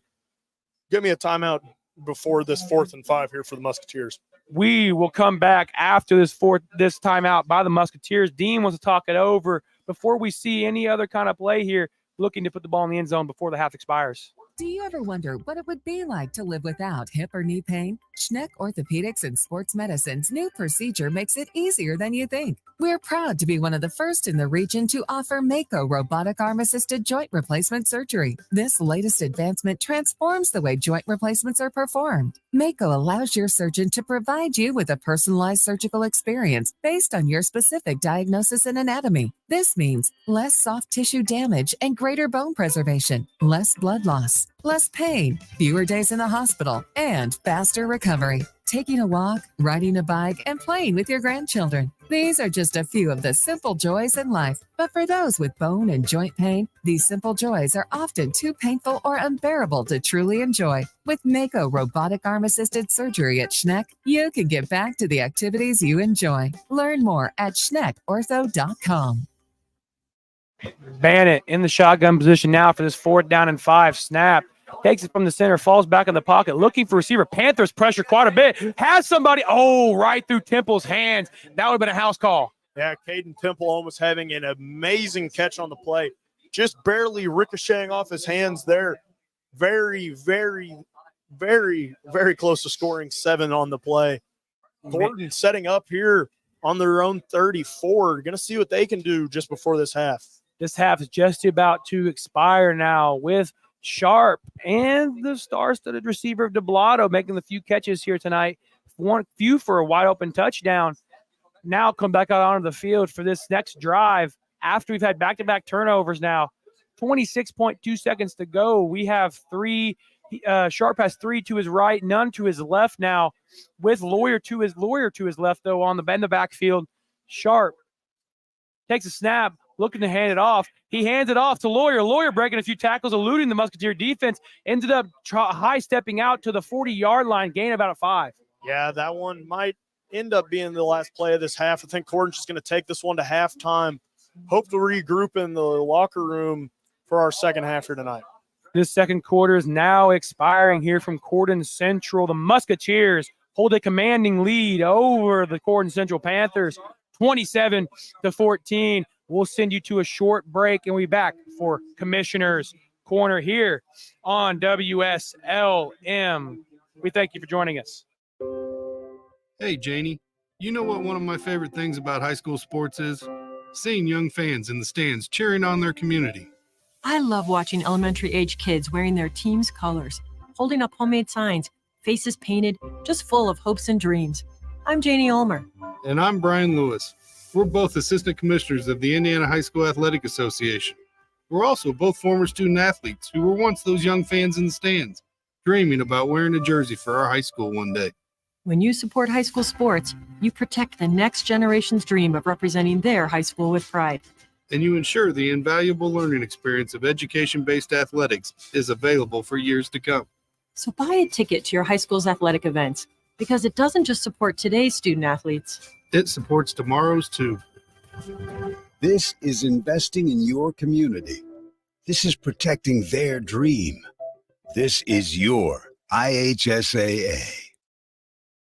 It's time for the Commissioner's Corner, an exclusive weekly conversation about Indiana high school sports with the Commissioner of the IHSAA, Paul Neidig. Now for an up-to-the-minute report about what's happening in the constantly changing world of high school sports.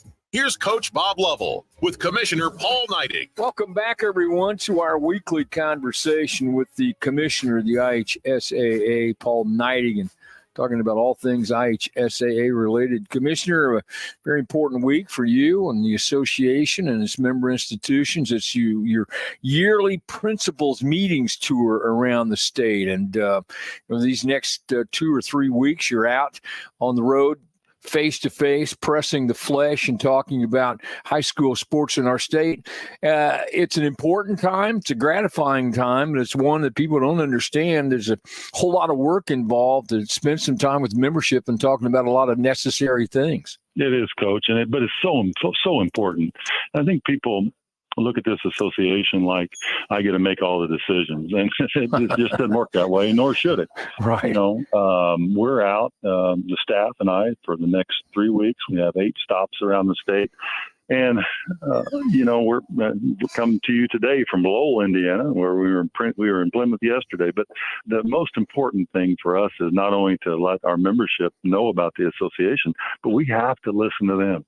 We've got to listen to our membership about what's going on in their community, because this business looks different in Maryville, Indiana, or Jeffersonville, Indiana. And so we've got to get out and meet with our folks along the way. We also have new principals. You have new administrators who, even though they have maybe had a tangential relationship with the institution, they still might not know all of the ins and outs and the machinations that go on behind the scenes. And so it's good to be out there and be visible and meet with new members of staffs around the state. Absolutely, Coach. And we want them to understand what we have to offer each school, and whether that's training for a new athletic director, or if we need to go in and sit down with a coach who may not understand the intrinsic value of an education-based athletic system, or sometimes we've even gone out and met with parent groups. And so we want the membership to see, we have to be something more than a regulatory organization and an entity that just runs state tournaments. And the most important things that you heard me say before goes on every day with a coach in a gym or a weight room or field or somewhere. And those are the lessons that continue with student athletes. And we want to support that mission within each high school in the state. Yeah, and it's Indiana, and we talk to people. That's the other part of it. It's a small state, 400 institutions, and so we kind of believe we're friends with everybody. We like each other.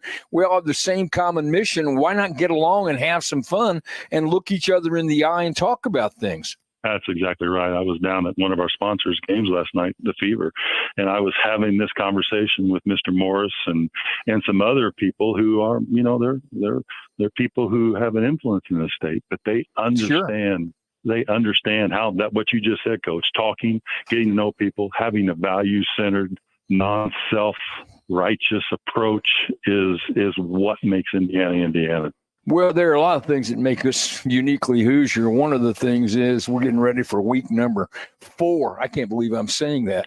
High school football, week number 4 already. And I'm afraid to look at my calendar. Fall sports continue. Won't be long before we're starting to contest some championships, Paul. It will. We're right around the corner.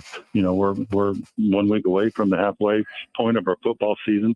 We're a couple weeks out from celebrating some golf state championships, and now I call this the tune-up time. Now, we've gotten out there as coaches and teams, and we've learned where we're at. Now we're refining where we think we can go, and they're preparing for the march on the tournament coming up here.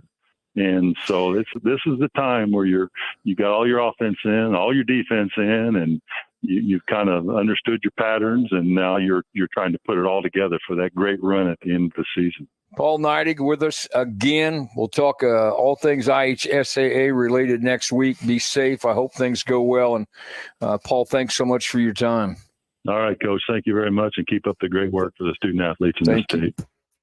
Thanks for listening to the Commissioner's Corner with IHSAA Commissioner Paul Neidig and Coach Bob Lovell.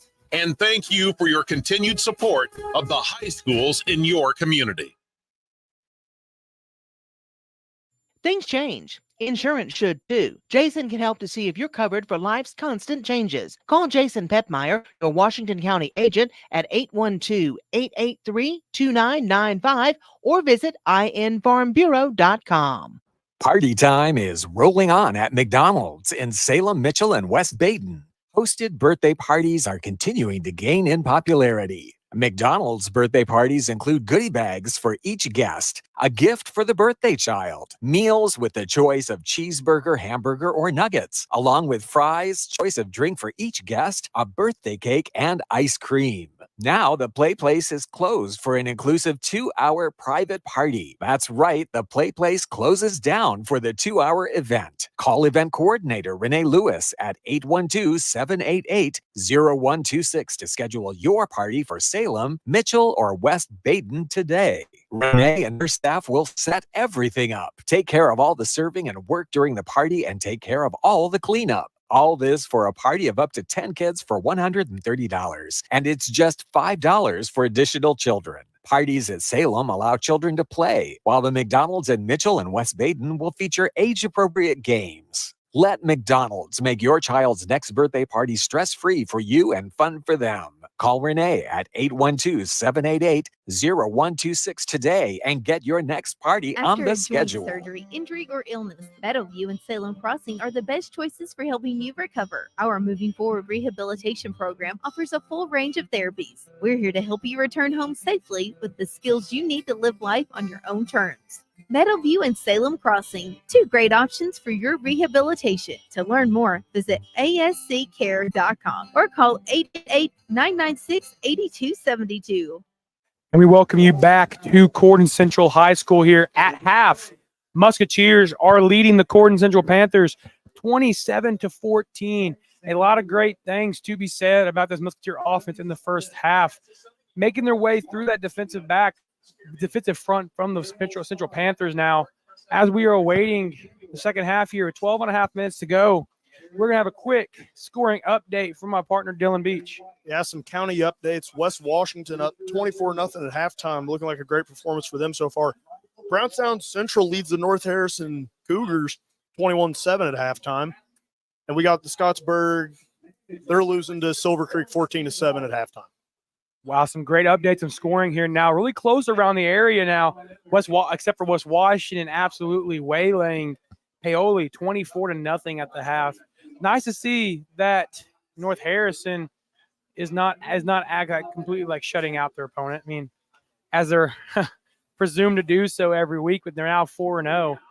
But we did see some great things in the Musketeer offense and the Corydon offense these past few drives for the first half here, as the Musketeers led a few quick drives down the field, setting them up for touchdowns, whether that was in the first quarter or late in the second quarter. Now, Panthers in that first quarter, we remember now, or maybe beginning of the second quarter, had a wide open touchdown to DeBlato on the right side.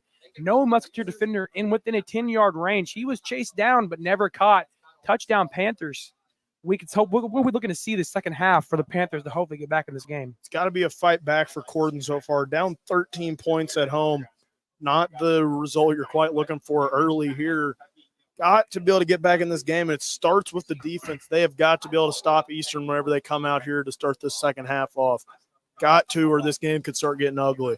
It sure can now. And like we said earlier, before the half, the Musketeers deferred to the second half, and they would get the ball to start this third quarter here in Corydon. And that could be a bad thing, unfavorable position for Panthers, as the Musketeers are going to have a chance to expand this lead to 20 or 21 points now, with them having already a 13-point lead on the Panthers.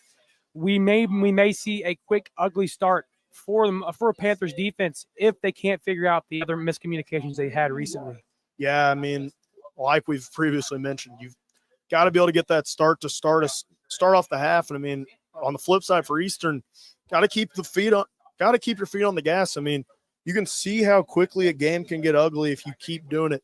Eastern tied last week with Silver Creek at halftime, and I mean, it got ugly in the second half.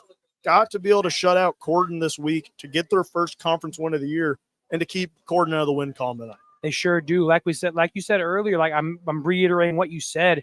The Musketeers are in last week. They were down 1 point at the half to Silver Creek, but in the fourth quarter, they made a few miscommunication points. Bannett wasn't reading his receivers, reading the routes as well as he probably should have. That's okay. But what is not favorable for the Musketeers is him throwing that pick six being thrown by the Musketeers about 3 minutes to go in the fourth quarter, ready to hopefully start a comeback. Stop talking. They start having a comeback. Yeah, I mean, gotta see a comeback started here for Corydon tonight. I mean, we've mentioned it 1,000 times before. Just all starts with the defense tonight for the Corydon Panthers. Got to be able to contain Eastern's offense. They really do. I agree. They got to contain the Musketeer offense, and the Musketeers have to be able to contain the Panthers offense as well, as they've had a lot of free open plays. Yeah, a lot of big plays tonight. I mean, unusual for the area we're in. I mean, it's a lot of ground and pound a lot of the time, Eli. I mean, we're seeing these teams really air out the field tonight. DeBlato had a huge 47-yard catch and run touchdown from Sharp, the quarterback. It set them up for great success on the ensuing drives after that. Yeah, I mean, huge plays from both sides. We saw the 47-yarder from Temple. We saw the big one from DeBlato. Maybe see some more fireworks going off here tonight here at Corydon. We're hoping to see a little bit more of a turnaround for the Musketeers compared to last week. We're not sure exactly how that's going to go yet, but things are looking favorable tonight. Yeah, Eastern really needs to start developing themselves to have an ID as a second half team. I mean, second half games are won in the second half. I mean, you can have some really pretty first halves and blow it in the second half. So, I mean, Eastern's really got to get a culture of being a second half team. They do, and they made that culture a few weeks ago against Crawford County. I know Crawford County is not much of a powerhouse team, but they did set themselves up for success for the next week. Getting shut out at home against Brownstown, I hope they can make a comeback tonight and hold off the Panthers the second half. Yeah, I mean, got to be able to keep holding Panthers off. I mean, this Corydon offense, I mean, we had mentioned it earlier, only 3 touchdowns coming into the night. I mean, so far they've scored 2. I mean, got to be able to keep them off the scoreboard a little bit more while Eastern keeps trying to add on to this league. And the Musketeers are really helping them pad their stats tonight, adding 2 more touchdowns to their record. I mean, heck, we could probably see a few more in the second half if both offenses keep prospering like they have been. Yeah, let's revisit some of those keys that we mentioned at earlier, Eli. What is if Corydon pulls off this comeback to get back in this game down 2 already, but what's going to be some of the keys to the game to get them back in this? The key to start the game for the Corydon Panthers was to limit turnovers and possess the ball longer. Well, at this point, possessing the ball longer may not be a great thing if we get a little bit later in the game. Now, limiting turnovers is a great thing. They've had a few turnovers here and there. Nothing that they've done like interceptions or fumbles. It's been mostly turnover on downs where they can't convert those 4th down plays. Now, for the Musketeers, we've had limit penalties late. That plagued them last week huge against the Dragons at Silver Creek when they were in the fourth quarter, about 4 or 5 minutes to go. They shot themselves in the foot, allowing 2 consecutive touchdowns to put this game away. Yeah, not really any penalty issues so far for the Musketeers tonight. I don't really even know if they've had any so far. Pretty clean night for them so far, unlike Corydon. Corydon's picked up a handful of penalties throughout the night. I mean, another thing we mentioned earlier, holding the run. And shockingly, the run is not really what's hurting Eastern tonight. It's more of the pass game from Corydon, which have been non-existent in previous weeks. Yeah, like I mentioned last week about last week for Corydon at Scottsburg, they ended up the two drives in a row. The quarterback ended up throwing 2 pick sixes for Corydon, setting the Panthers up to a 42-7 win over Corydon. That passing game was non-existent, like you said, Dylan, and it really made it's really showing appearance tonight. In their film session for the Musketeers, they might have read that a little bit about how they don't pass the ball much, leaving DeBlato open for that big play at the earlier. Yeah, lots of turnovers in general for Corydon last week. I mean, we're mentioning the interceptions. They had their issues with some fumbles. Scottsburg, I'm seeing here, recovered 4 fumbles last week in their game. I mean, not exactly winning football. And I mean, you could see on the scoreboard last week, Panthers did fall 42-7 to Scottsburg last week. Got to see a different Panthers team here in the second half. We sure do. We got to see a bigger change on the defensive end for the Panthers, as they're known for giving up quite a few points. That will conclude our halftime show so far. We will send you to a break, and we'll be back with the remainder of this half with about 4 minutes to go. If you're looking for the best Mexican food, stop in today at El Camino in Salem. And don't forget to stop in before the game or come in up until 10 p.m. on Friday or Saturday. Come in during lunch for great specials during the week starting at just $5.65. The Speedy Gonzalez for $5.65. A taco lunch, $5.65. The quesadilla or enchilada lunch for just $5.65. Or try your choice of lunch fajitas for $9.95 or the burrito zapata. New menu coming soon at El Camino in Salem, and they're hiring servers. Weekly specials include Tuesday's taco special, buy 3, get 1 free, and Sundays, kids' meals are half price. Whether you stop in before or after the game, El Camino's is something for everyone in the family. Open till 10 p.m. on Friday and Saturday, and weekdays 11 a.m. to 9 p.m. Stop in at 403 South Main Street in Salem, or call ahead at 812-586-0199 for carryout. This is Becky White from WSLM, and I'm here at the beautiful John Jones showroom in Salem, Indiana for the John Jones Auto Minute. Are you ready for some football and fantastic deals on wheels? John Jones Auto Group is here to kickstart your season with unbeatable savings at all 4 of our locations. That's right, we're conveniently located in Salem, Corydon, Greenville, and Scottsburg. Score big this football season and drive away a winner with John Jones Auto Group. Our dedicated team is committed to helping you find the perfect vehicle that suits both your style and your budget. Whether you're looking for a tough and versatile truck to tackle any challenge, or sleek and fuel-efficient sedan to zip through traffic like a star player, we've got you covered. Plus, don't overlook our certified pre-owned vehicles that offer affordable reliability. Get ready to do a happy touchdown dance because we're offering incredible finance options. Our finance team will work their magic to secure the best rates and terms tailored to your needs. Touchdown! And there's more. John Jones Auto Group is offering game-changing incentives, lease specials, and low APRs. Make this the perfect time to drive home, a deal you won't find anywhere else. Don't fumble this opportunity. Visit John Jones Auto Group today at any of our 4 locations. Or you can check us out online at johnjonesautogroup.com. And remember, you see so many because they paid so little. Bring on the garlic. Get ready for another epic event this summer with Papa John's new Garlic Epic Stuffed Crust Pizza. This is the 3rd version of Papa John's Stuffed Crust Pizza. First, there was the regular cheese stuffed crust, and then they added pepperoni into the crust. Now, this pizza has garlic in 3 places: in the crust, on the crust, and in a cup with its special garlic dipping sauce. The pizza has a blend of cheese with garlic seasoning inside the crust and more garlic seasoning on top of the crust. It's available as a large pizza for just $13.99. Papa John's also has a garlic chicken pizza, which has a hand-tossed original crust with real cheese, vine-ripened Roma tomatoes, grilled all-white chicken, artichoke, roasted garlic, and fresh cremini mushrooms on a zesty garlic ranch sauce. Call 812-883-3369 to reach your Salem Papa John's, or stop in at the corner of Main and Hackberry Streets to pick up your hot, fresh pizza today. Better ingredients,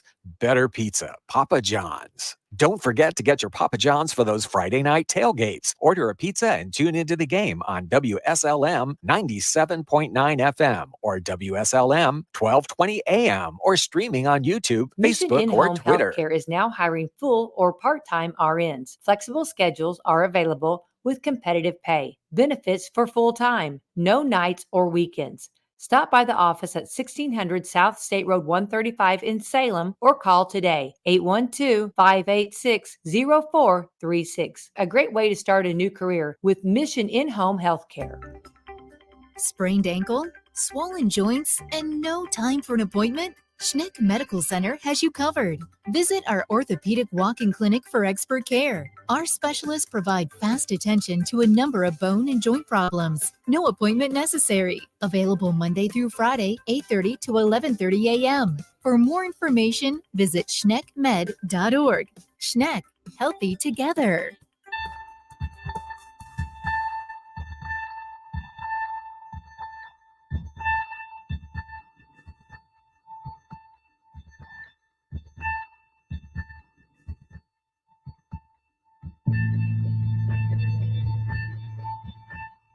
Here's the thing that makes life so interesting.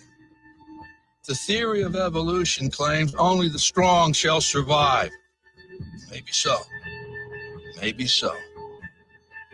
But the theory of competition says just because they're the strong doesn't mean they can't get their ass kicked. That's right. See, what every long shot come from behind underdog will tell you is this. The other guy may in fact be the favorite. The odds may be stacked against you. Fair enough. But what the odds don't know is this isn't a math test. This is a completely different kind of test. One where passion has a funny way of trumping logic. So before you step up to the starting line, before the whistle blows and the clock starts ticking, just remember out here, the results don't always add up. No matter what the stats may say, and the experts may think, and the commentators may have predicted, when the race is on, all bets are off. Don't be surprised if somebody decides to flip the script and take a pass on yelling uncle. And then suddenly, as the old saying goes, we got ourselves a game.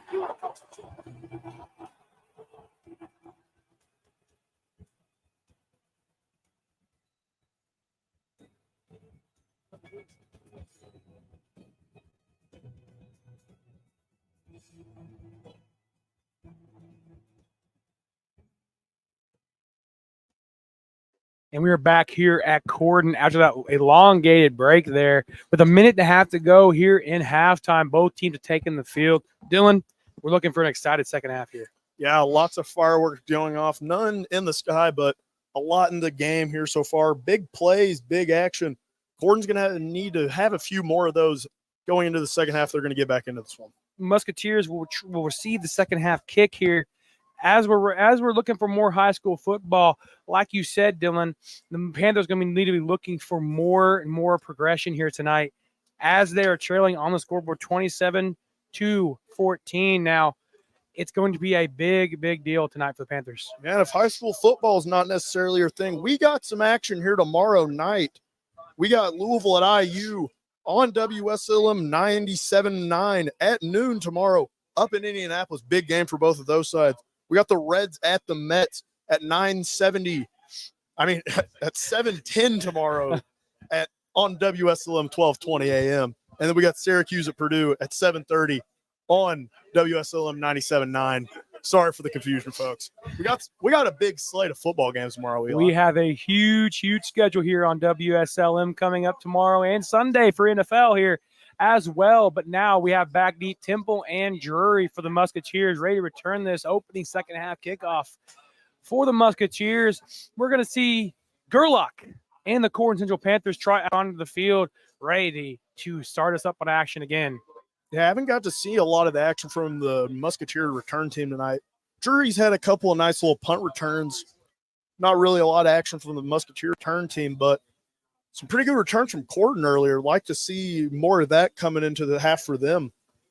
Sure would. Now, Temple and Drury line up at the 17-yard line, ready to return this as Gerlach setting himself up now, ready to send this underway again.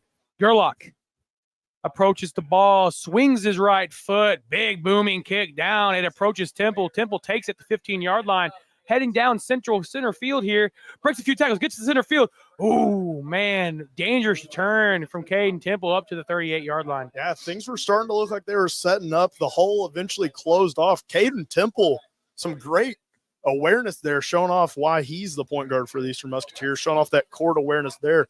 Almost found the hole, ends up getting wrapped down just past his 35.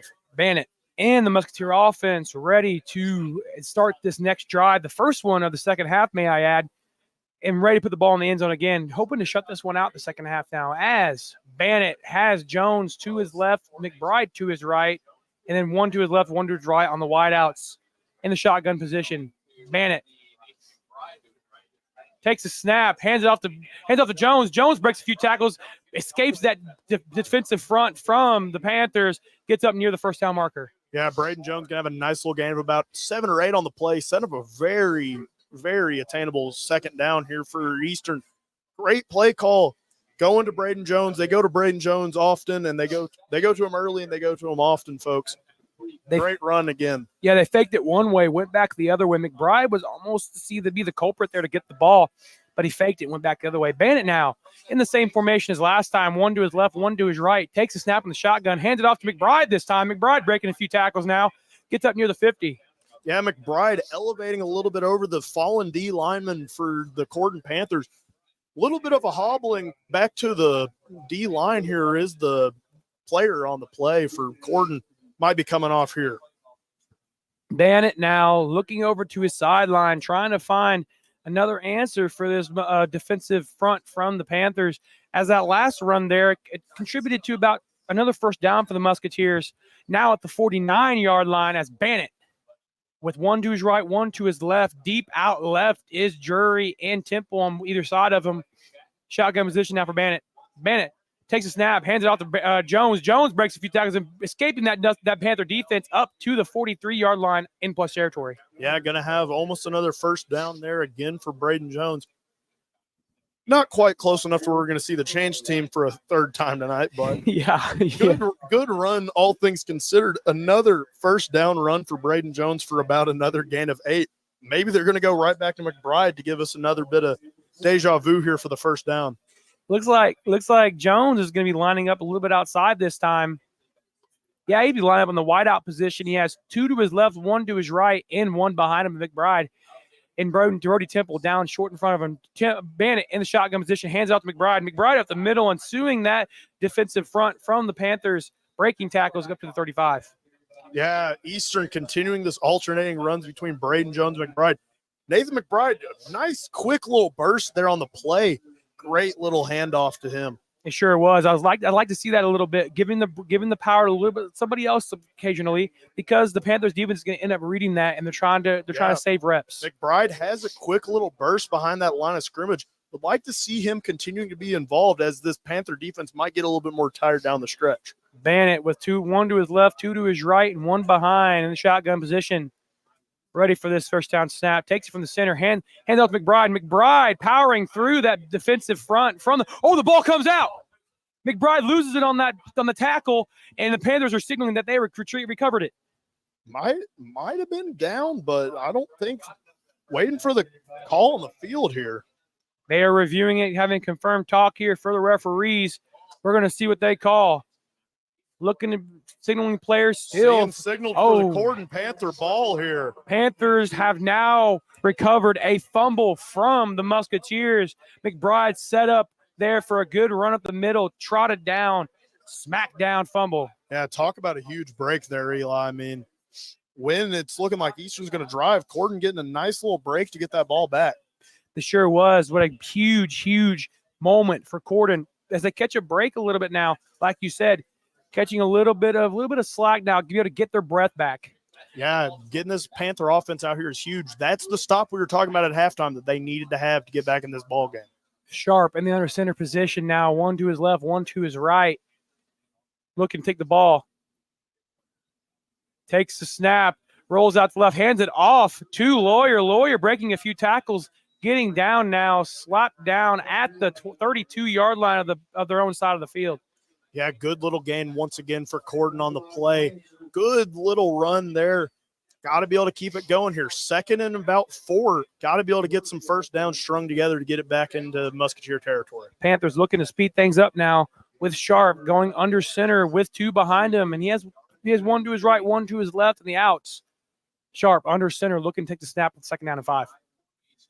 Sharp in the I formation. Takes a snap, hands it off once again to Lawyer. Lawyer halted as he gets the snap. Big old 75 of the Musketeer defense. That's Caleb King. Yeah, Caleb King showing off his potential once again. Eastern has players who are potentially going to be playing at the next level. Look no further than Caleb King, a big play. The cornerstone of this Musketeers defense really showing himself off there. They don't run the ball to his side often, but when they do, it's dead. Yeah, I mean, showing a mistake on why they ran it towards him a little bit there, really wrapping him up, pulling him back on that play. Sharp now, they're in the I formation once again. He's under center with one to his right, one to his left. Oh, a jump by the Musketeer defense. That's going to be an offsides. Yeah, that's not going to be what Eastern's looking for there. Number 77, Micah Tucker jumping off sides, but he wasn't alone. Rest of the defense also going to be lunging off sides. Corydon gets a nice little break once again to maybe extend this drive here. 3rd and 2. Going from a 3rd down and 7 to a 3rd down and 2 now on that defensive penalty as Sharp trotting back into the huddle now after signal from his coach, cutting up to the side last scrimmage. Yeah, I mean, just brutal there. I mean, going from 3rd and 7, really hard gain to get to 3rd and 2. In the I formation now, it's Sharp under center. Sharp looking for this snap now. Sharp takes it, hands it off to Lawyer. Lawyer gets halted as he gets it, breaks a few tackles, slicing through that Musketeer defense up to the 40-yard line. Yeah, great play there from Corydon there. Carson Lawyer on the play, getting right up through that big defensive front for the Musketeers. Huge play to extend this drive after that penalty. We mentioned it in the pregame. Eastern has to limit the penalties, and right there, penalty bites them. It really did. Now they're on a 1st down and 10 from the 45-yard line. And the I formation once again is Sharp. 1 to his right, 1 to his left. Sharp. Ray takes a snap, flips it out to Lawyer. Lawyer breaking away, slices and dices up to the 40-yard line, maybe a gain of a half yard. Yeah, I think he might have cut that one back in a little too early. Getting outside, didn't really have the corner.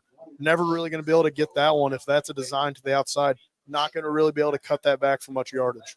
Sharp looking to find an answer to that run right there as they're not quite getting things they want to happen well tonight. Yeah, going to have to make up a lot of ground here on 2nd and 10. Like to see what they're going to draw up here.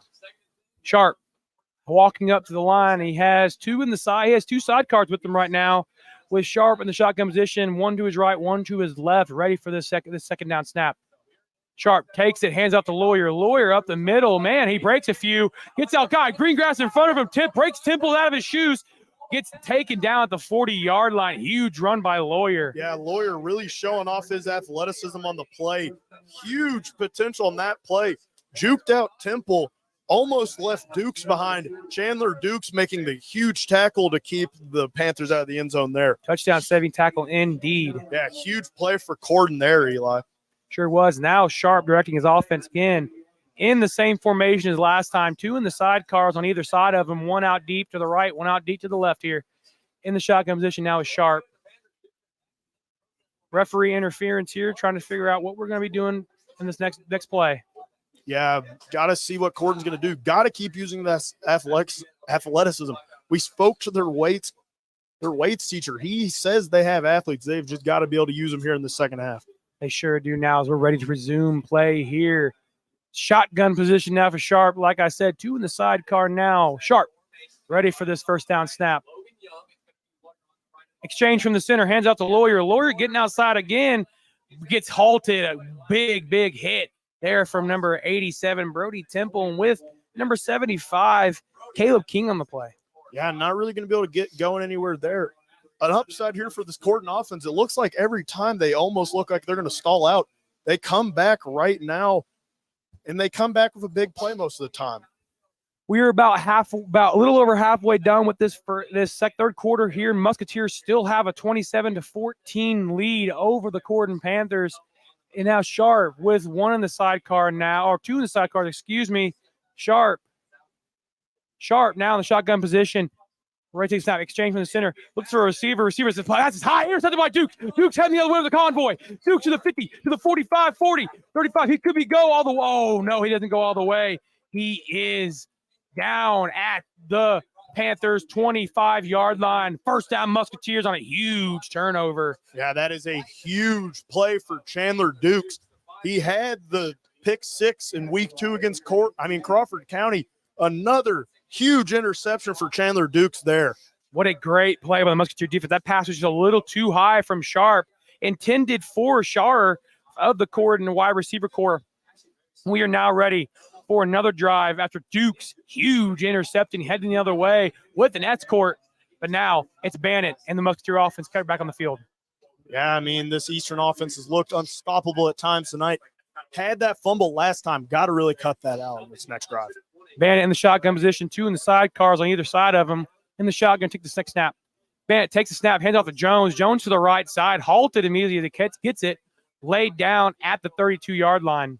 Yeah, not really what Eastern was looking for there, Eli. Not at all. It was a bad run, but looking for an even better one next. Yeah, Eastern, they've got to be able to bounce back here strong.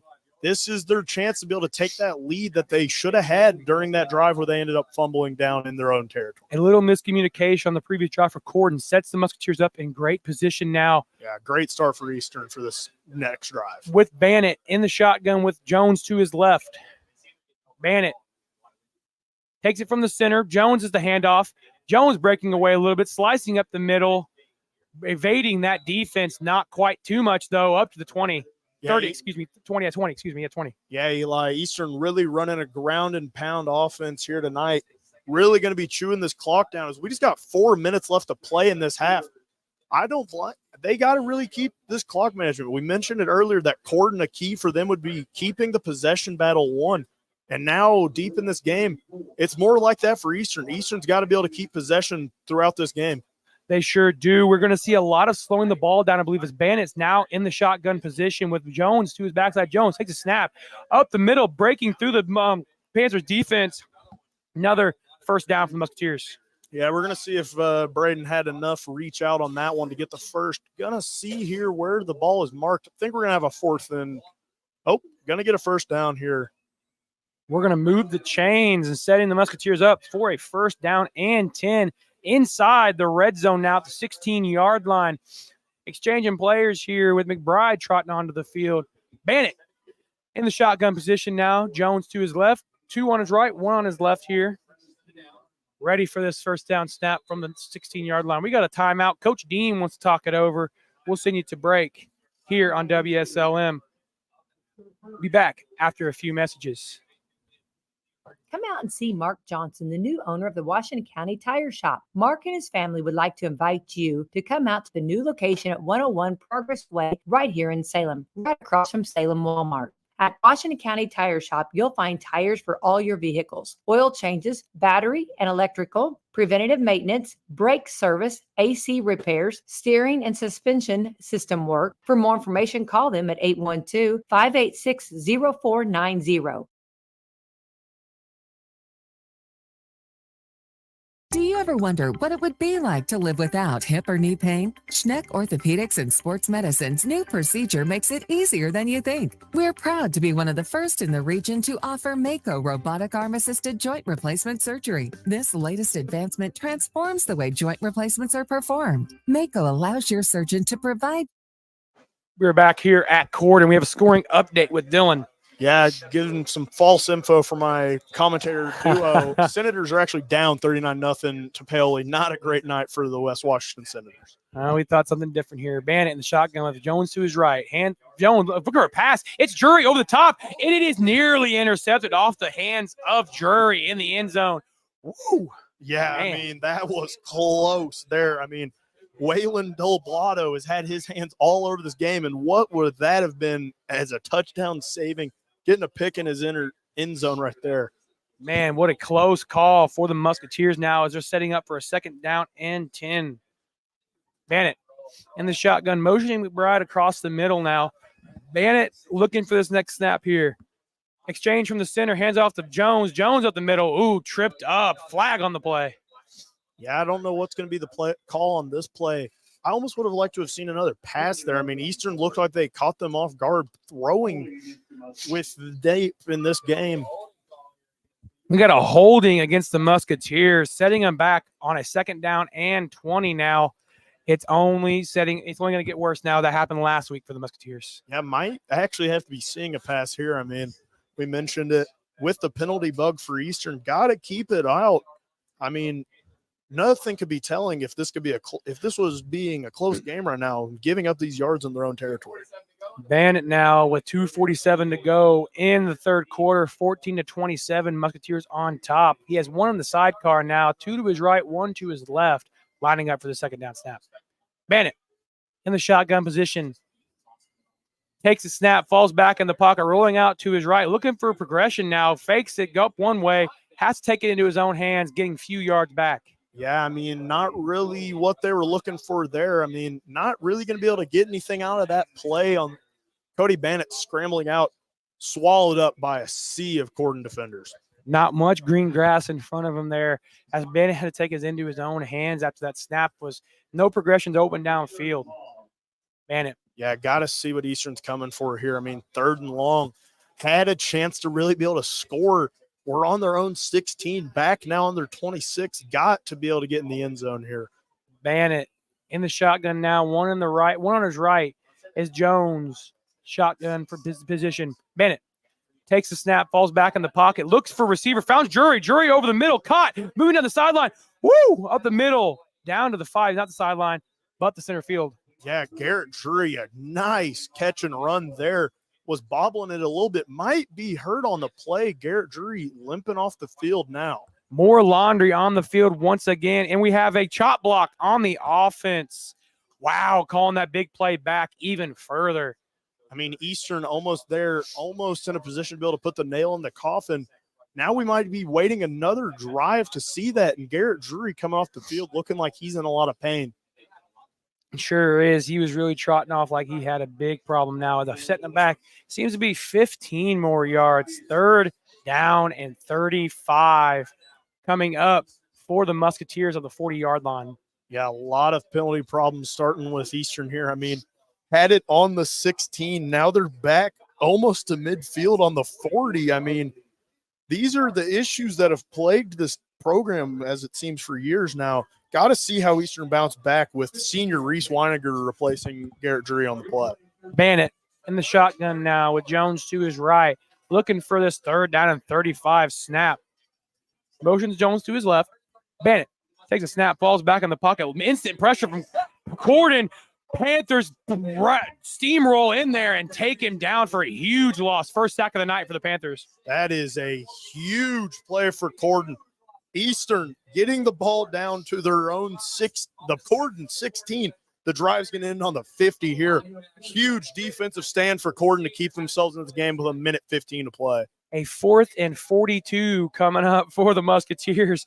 Bennett on the field looking to send this one away. We have 2 back deep on a punt for the Panthers. That is DeBlato and Schaller? Schar.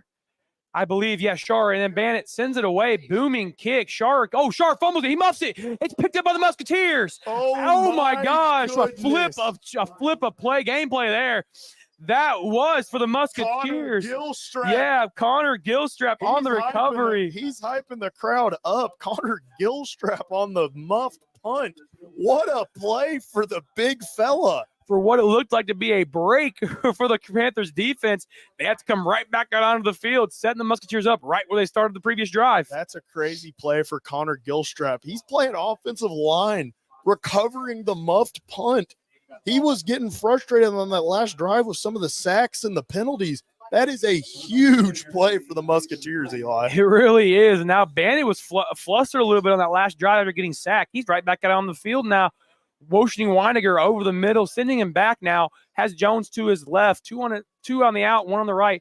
Here we go. Bennett takes a snap, hands it off to Jones. Jones has green grass in front of him, evading that deep. Oh, he takes a big hit. Big hit, but it might not even be that productive of a big hit. Shots Brady Jones up the field, maybe a good 3 or 4 yards, but a big hit from Delblato. Yeah, he shot him out like a cannon and pushed him up like 5 yards further. Feels like when we're talking about Corydon, we're often talking about Delblato. I mean, he has had his hands all over this game, but Eastern 1st and goal on the 9 here. Got to be able to put the nail in here. The final 30 seconds of this 3rd quarter are on to expire now, as the Musketeers are now up 27-14. Bennett in the shotgun, motioning Temple across the middle, flips out to Temple. Temple on the outside, the far side. Temple's going to walk into the end zone. Touchdown, Musketeers. Yep, that's going to be the nail that we have potentially been talking about all night. 33-14 here on the night. 14 seconds left to play. PAT pending. Man, what a easy drive for the Musketeers now after that muff punt from the Panthers, setting the Musketeers up at the 15-yard line. Yeah, I mean, huge turn of events there. Corydon had the ball back, ends up back with the Eastern after the muffed punt. Not normally their punt return man, Shard. Normally it's Delblato back there for the punts, I believe. not really what Corydon was looking for as Eastern comes out for the 2-point conversion.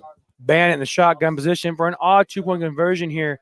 Hands it off to Jones. Jones pile drives up the middle, easily walking in untouched for the 2-point conversion. The score is now 35-14, 3-score lead for the Musketeers. Yeah, that's Eastern getting back that missed PAT earlier from Bannett. Handed off to Braden Jones. Braden Jones usually going to get that 2 points. A lot more reliable than a PAT here at this high school level. He really is 100%. I agree. I like to see that play more often for the Musketeers. It really shows a lot of power of a back for Braden Jones, I think. Yeah, I mean, he's a huge part of this Eastern offense. Seems like we're always mentioning Braden Jones. And once again, we are here after Caden Temple getting the touchdown, Braden Jones getting to cap it off with the 2 points.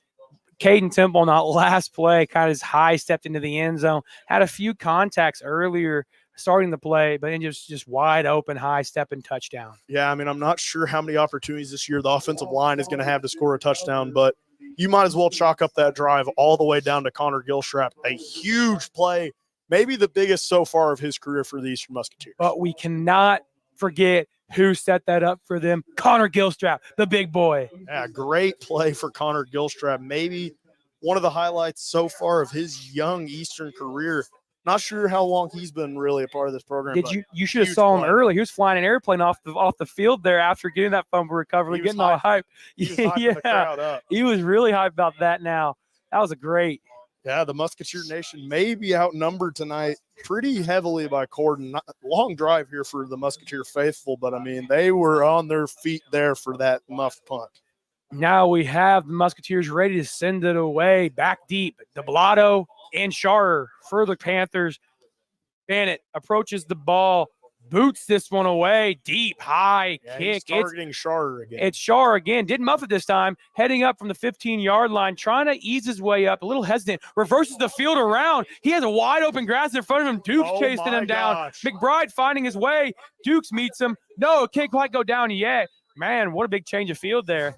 That could have went a lot of different ways. I mean, Sharer, after muffing the punt, gets it, brings it up to about the 20 on his own sideline, cuts it back for about another 15 yards on it. Looked like he might have been able to take that out to the house. Eastern eventually closing back in as we end this third quarter. Eastern leads 35-14 if you're just joining us. Interesting stat, though. He ran about 60 yards on that return, going from side to side, back and forward, until he gets just tackled for about a 16-yard return. Yeah, I mean, that could have been a swinger there. I mean, whole crowd on their feet there on that play. That one could have been huge. We have played 36 minutes of high school football here from Corydon. We have played 36 minutes of football here from Corydon. 12 remaining now. The Musketeers have a 3-score lead. Quite a huge one. It is looking good tonight. Yeah, I mean, Musketeers might be having a happy bus ride home. The Musketeer faithful might be driving home happier. Corydon really got to start building on things because we know that this Mid-Southern Conference schedule doesn't get any easier down the stretch. I mean, might have themselves a little bit of a ball game next week heading down to another WSLM school heading to Salem next week. We sure will. Yep. Now we have Sharp and Doblato back out onto the field for the Panthers. This time it looks like it is going to be Doblato in the backfield as quarterback this time. Sharp were meant to remain on the sideline. Doblato in the shotgun position now, 2 to his right, 1 to his left, 1 to his behind. Doblato motions Shar over to the right. Takes a snap, rolls out to his right for a speed option play, gets met, tries to reverse field again like Shar did on the return there and kickoff. Ends up getting stalled at his own 25-yard line. Yeah, that one didn't quite work out like the one on the kickoff.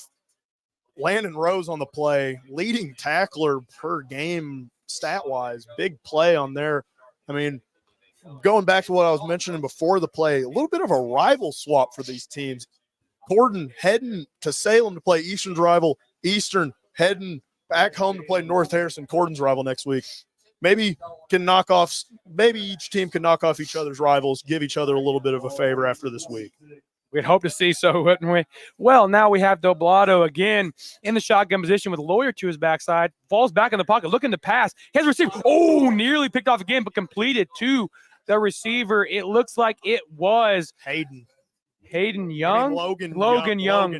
Logan Young on the reception. It looked like the Musketeer defense had a hand on it, but Logan was just a little bit, or Young was just a little bit more powerful and got that reception. 3rd down and 10. Yeah, Young's been bringing down some big catches tonight. Unfortunately for him, it looks like most of them have been just getting them back to the line of scrimmage, throwing it back to the one in the first quarter. Still had the sun up back then, but he caught one right back to the line of scrimmage earlier. But he's been bringing in some good catches so far. We'll see what this next play possesses here. We have Doblato in the backfield now, motioning Shar over to the right. With one behind him is Lawyer. Takes a snap, flips it over to the Lawyer. Lawyer looking for green grass. Can't find it. We have a textbook tackle almost coming. He gets met by Temple over on the near sideline. Not gaining much there. 4th down and 9 coming up for the Panthers. Yeah, he sent Weiniger flying back behind the line of scrimmage there. But Eastern going to be looking to get Corydon off the field here on this 4th and 9. Not sure what they're going to be drawing up here.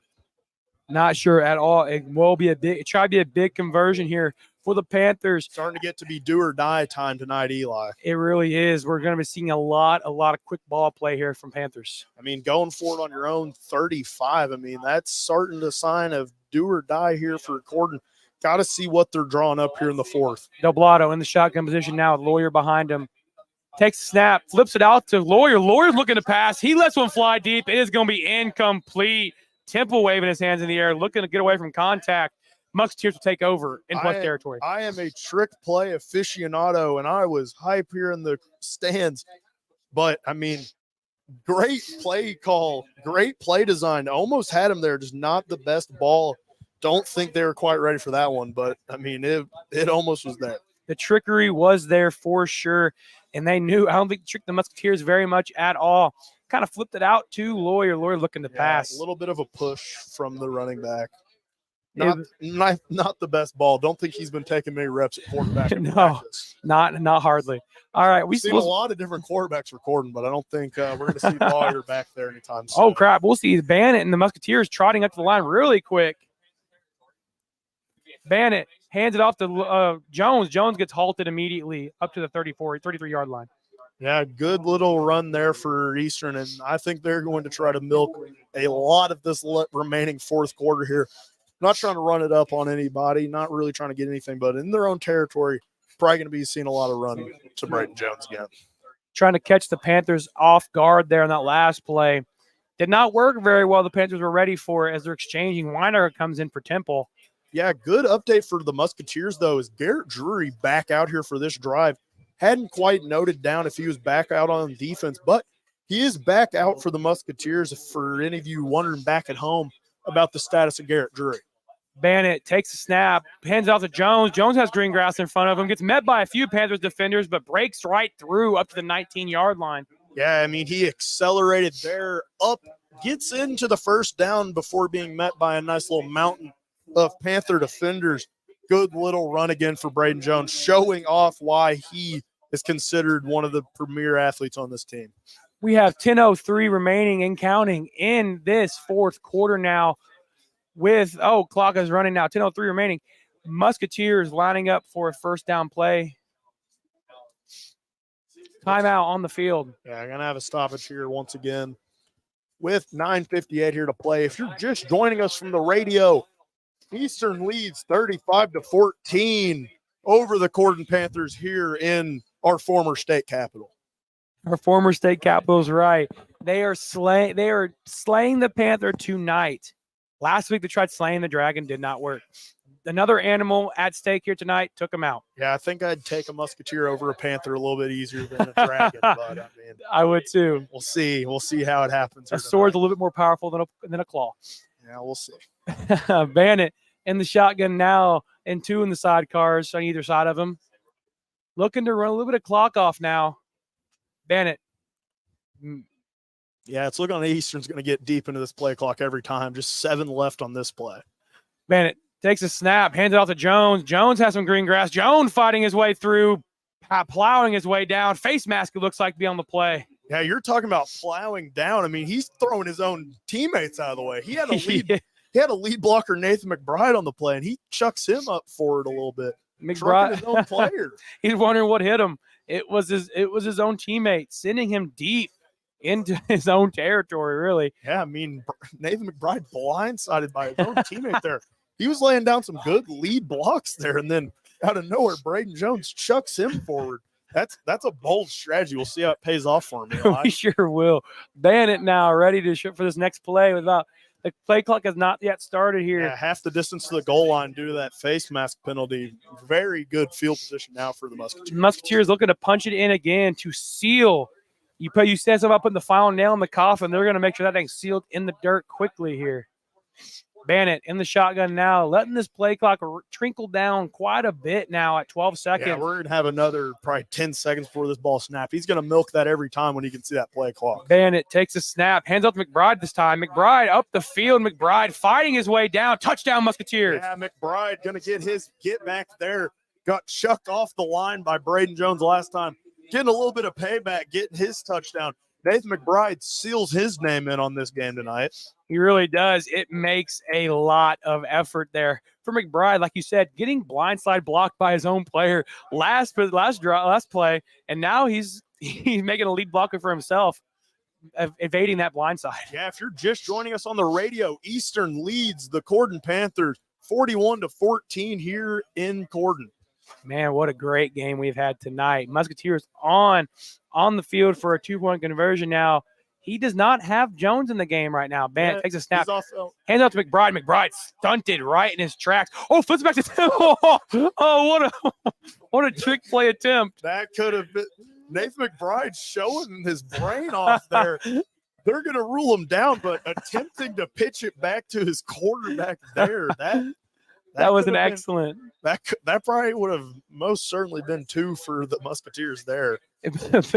Bannett got that ball, had green grass all over around him. I mean, Bannett could have probably crawled into the end zone. Alas, not going to be allowed to do that one.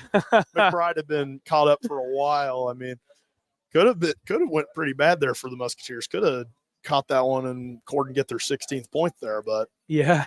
Alas, that's not what we had happening as the Panthers return team gets back on the field, trying to get it back. trying to make something out. What they just saw. We saw trickery on both sides of the ball now. I mean, the scoreboard, like we've been saying, may not reflect it anymore, but this has been a better game tonight. I mean, some big plays from both sides. For the fan of football, I mean, there's nothing you haven't seen tonight. I mean, some big runs, some big passes. Caden Temple capping off that one earlier, 47-yard bomb from Cody Bannett. The bomb back from Corydon to Dolblano earlier. I mean, we've had some very, very big plays. Yes, we have. Back deep now for the Panthers, ready to return this kick. Dolblano and Sharer ready to catch the kick away from Bannett this time. We're going to see some more action here. 9:06 remaining, 41-14, overwhelming lead for the Musketeers now.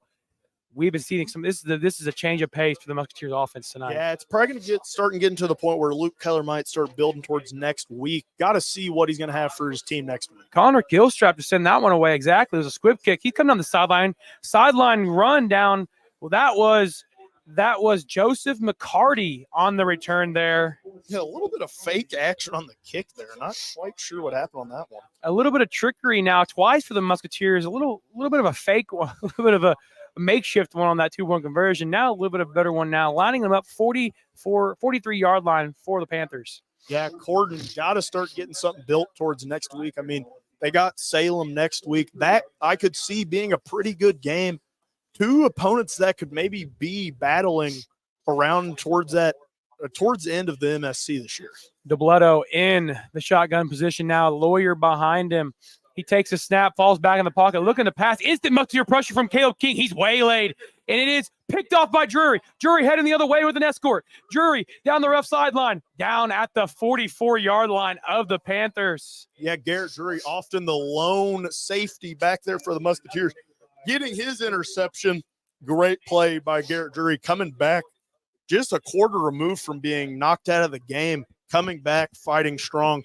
Musketeers take back over with just 8:51 to play, leading the Panthers 41-14. One play on an opening drive in the fourth quarter here for the Panthers. Instantly turning the ball over again. Doblato launching one down the field. A little bit too much height on there. He had Dukes and Drury in the same position. If Drury didn't get it, Dukes was going to. What a great catch.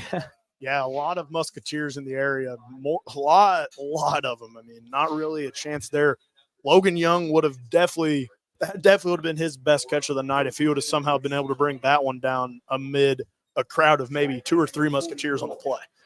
Bannett now in the shotgun position with McBride behind him. Takes a snap, hands it off to McBride. McBride has some green grass. McBride breaking 2 tackles. McBride up to the 34-yard line. You know, Doblato's about to break even on his receptions here. He about had as much to the away team as he does his own team. Eli, let's knock that one off. I mean, let's talk about the game a little bit. I mean, Nathan McBride, great run there. First down, he has got an accelerator on him. He goes about 0 to 60 faster than about anybody in this Musketeer receiving corps. He has got that short twitch speed that you like to see out of your running back. He has a quick trigger for sure. He's like wound it up like a spin toy. I know it's not quite the right analogy, but almost the A.J. Dillon, Aaron Jones backfield of sorts. Bannett takes a snap, hands it off to McBride. McBride again gets met at the line of scrimmage, but spins out of a tackle up to the 33-yard line now. Yeah, right back to the almost de facto elusive back for this Eastern backfield. I mean, you have Braden Jones not even on the field anymore, off talking to the coaching staff, off in the stands almost. But, I mean, handing it back off to McBride, giving him some more carries, letting him build up some more confidence throughout this year.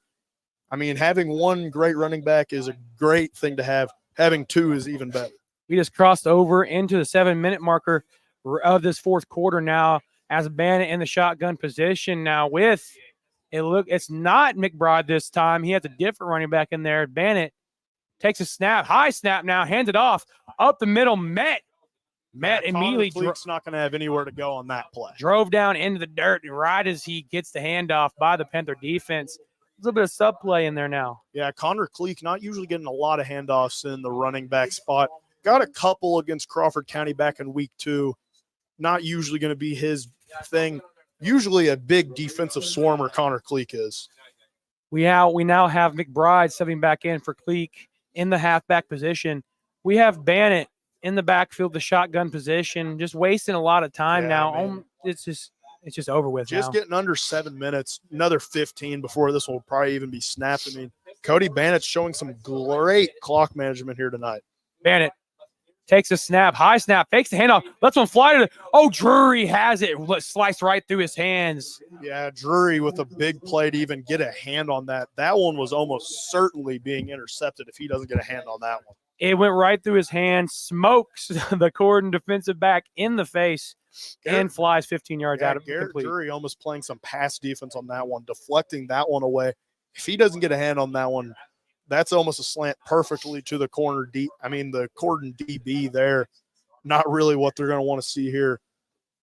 We have Bannett now with Dukes out deep right here. Dukes, one to his right, one to his left now. Bannett takes the snap. Exchange from the center, falls back to pocket, looks to pass, pressure from the Corydon Panthers, throws the ball deep. It is nearly intercepted by Doblato, excuse me.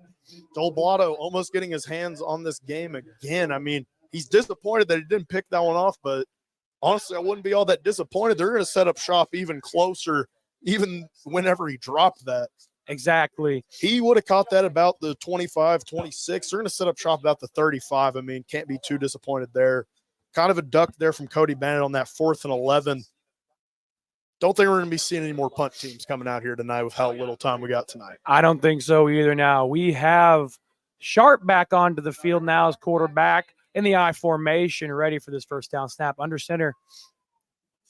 Takes the snap, leans out right, hands it off to Lawyer. Lawyer met the line of scrimmage. Lawyer face planted down at the 34-yard line. Yeah, I mean, I'm not sure you're going to really get much out of running the I formation against this big Eastern front. I mean, we mention it all the time, the big athletes that Eastern has. You got 6'6" Caleb King on the edge, and then you got another big guy, Brody Temple. I mean, running power formation against this Eastern front just doesn't seem like a successful equation to me. Sharp stepping up into the pocket now, one to his right, one to his left in the sidecars. We have Sharp ready for the shotgun snap here on 2nd down and 11. Sharp takes a snap, falls back, looking to pass. Quick screen pass. Oh, it's tipped and nearly intercepted. McBride getting a hand on that one. Yeah, Nathan McBride getting a little hand on that one. Big Adam Guthrie getting into the backfield, almost getting some pressure on the quarterback there. Wonder who that guy could be related to. I don't know, man, but he big boy getting in the backfield there. It's interrupting that pass play. Had his hand up ready to thunk that one away, but got past him barely little.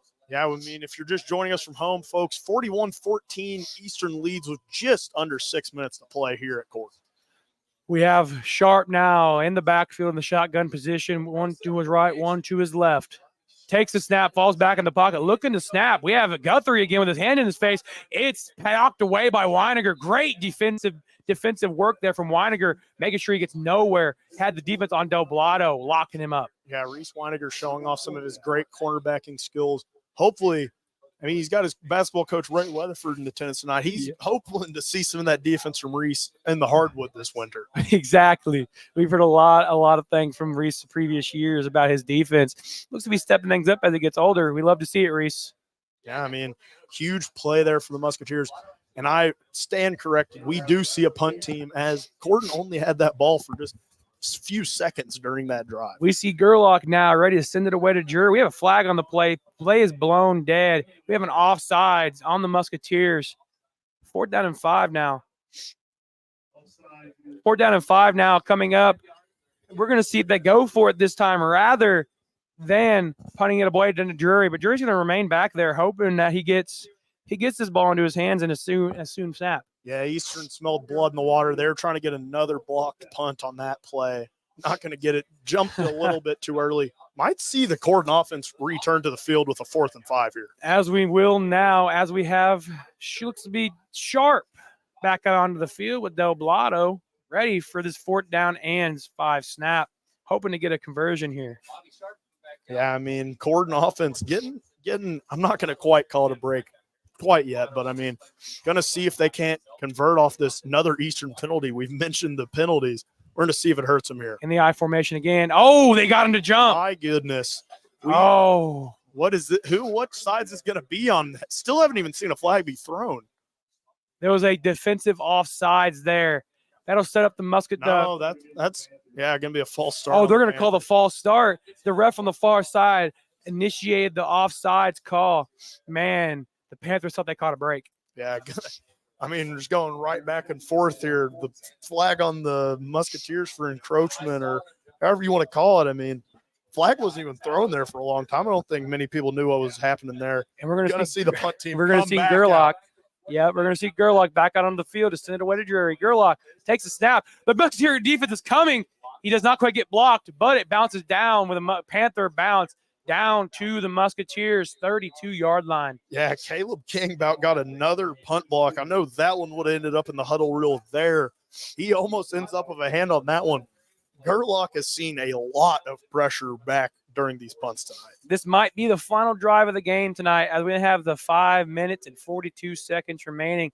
Not quite the outcome for the Musketeers. We love to see it. 41-14 late here in Corydon. Yeah, 5:42 left to play. Starting to maybe see some fans head on out to the exits. Might beat the traffic home tonight.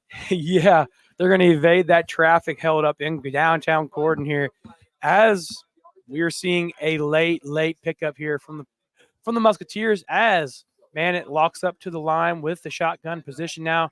McBride back on the field with him to his right. I will give Corydon one thing. Their students have stayed very loyal tonight, staying out here. They sure have. They're going to have a timeout. Coach Deans wants to talk it over. We're going to send you to a short break, and we'll be back after this message.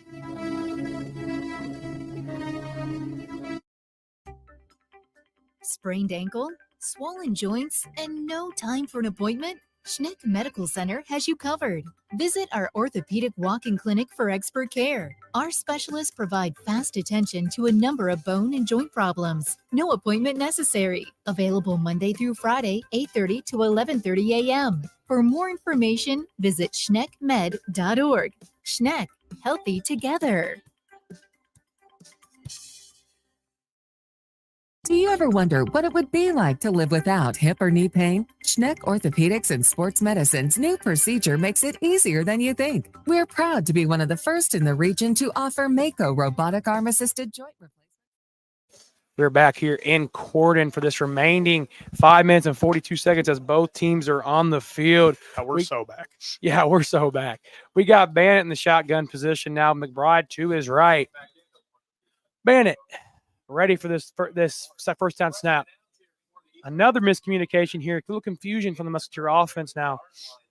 We're gonna see a 10 seconds run off the clock real quick. Yeah, still gonna have some time to rush. Oh, Bannett rips it out to Jury. Jury breaking up field. Jury finds a few green grass. Oh man, runs right into a face mask there of the Panthers defense, setting up for another almost first down. Jury tossing a guy down, looking like Braden Jones on the play of all sorts. Good little run around the inside for Garrett Drury, setting up the second one for the Musketeers. We saw a great play there from Jury on that dish out, but now we will see Bannett in the shotgun position again with McBride to his left. We have one to his right in the out and two on the other side in the outs. We'll see shotgun now. Bannett wasting a few more seconds of time here with 10 seconds on the play clock. Entering the 5-minute zone now.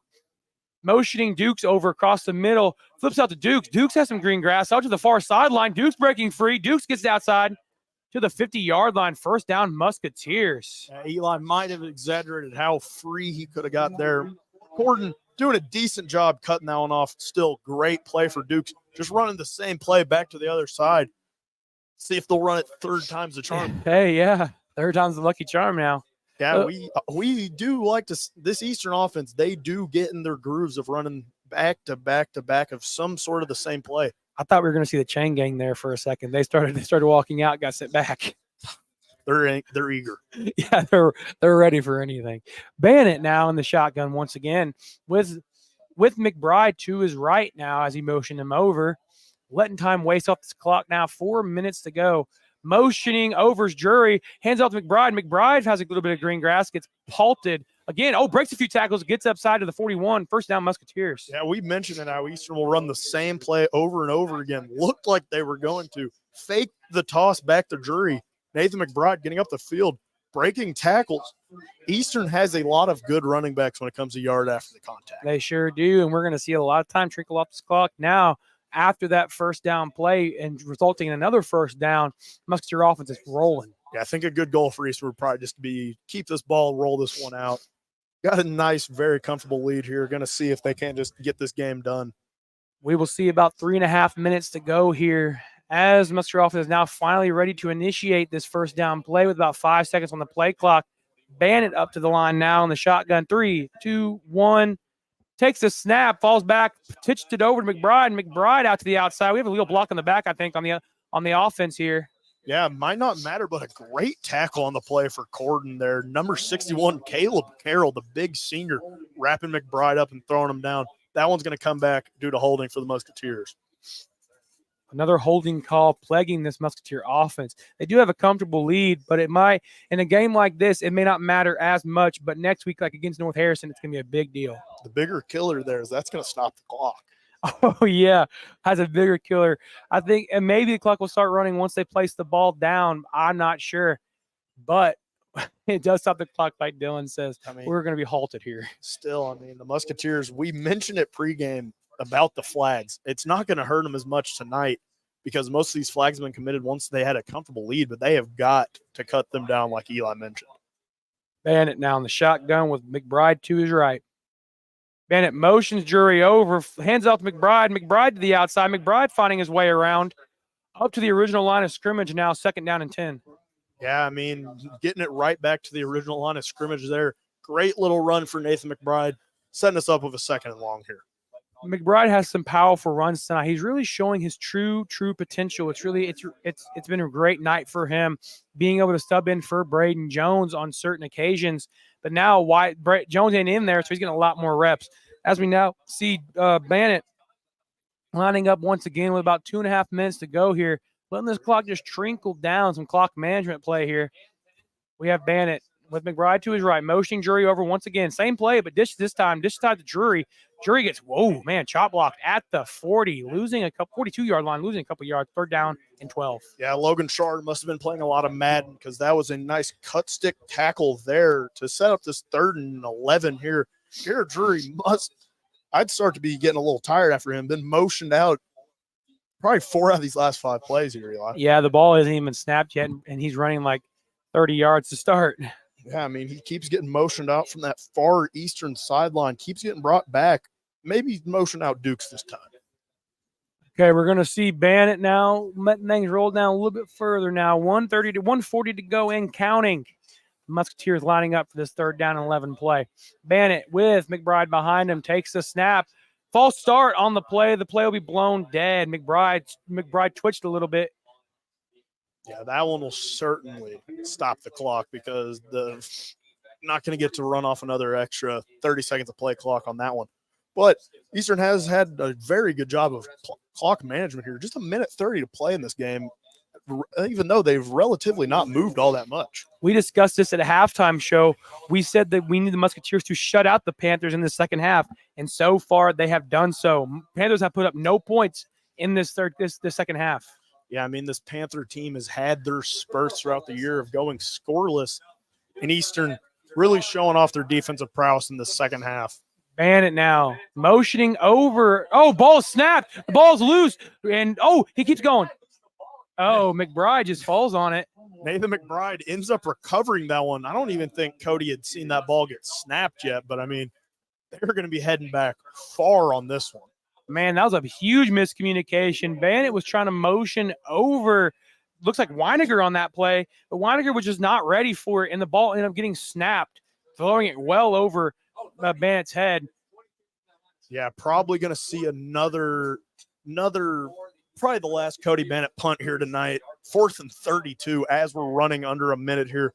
Corydon back off their double returners. Yeah, what happened last time they did that. Bannett ready to take the snap for this 4th down. Bannett sends one deep. Nice booming kick. It is caught by Debledo. Oh my gosh. Debledo finds a crease, cuts up field. There he goes. Yeah, Doblato, a nice return on the play there.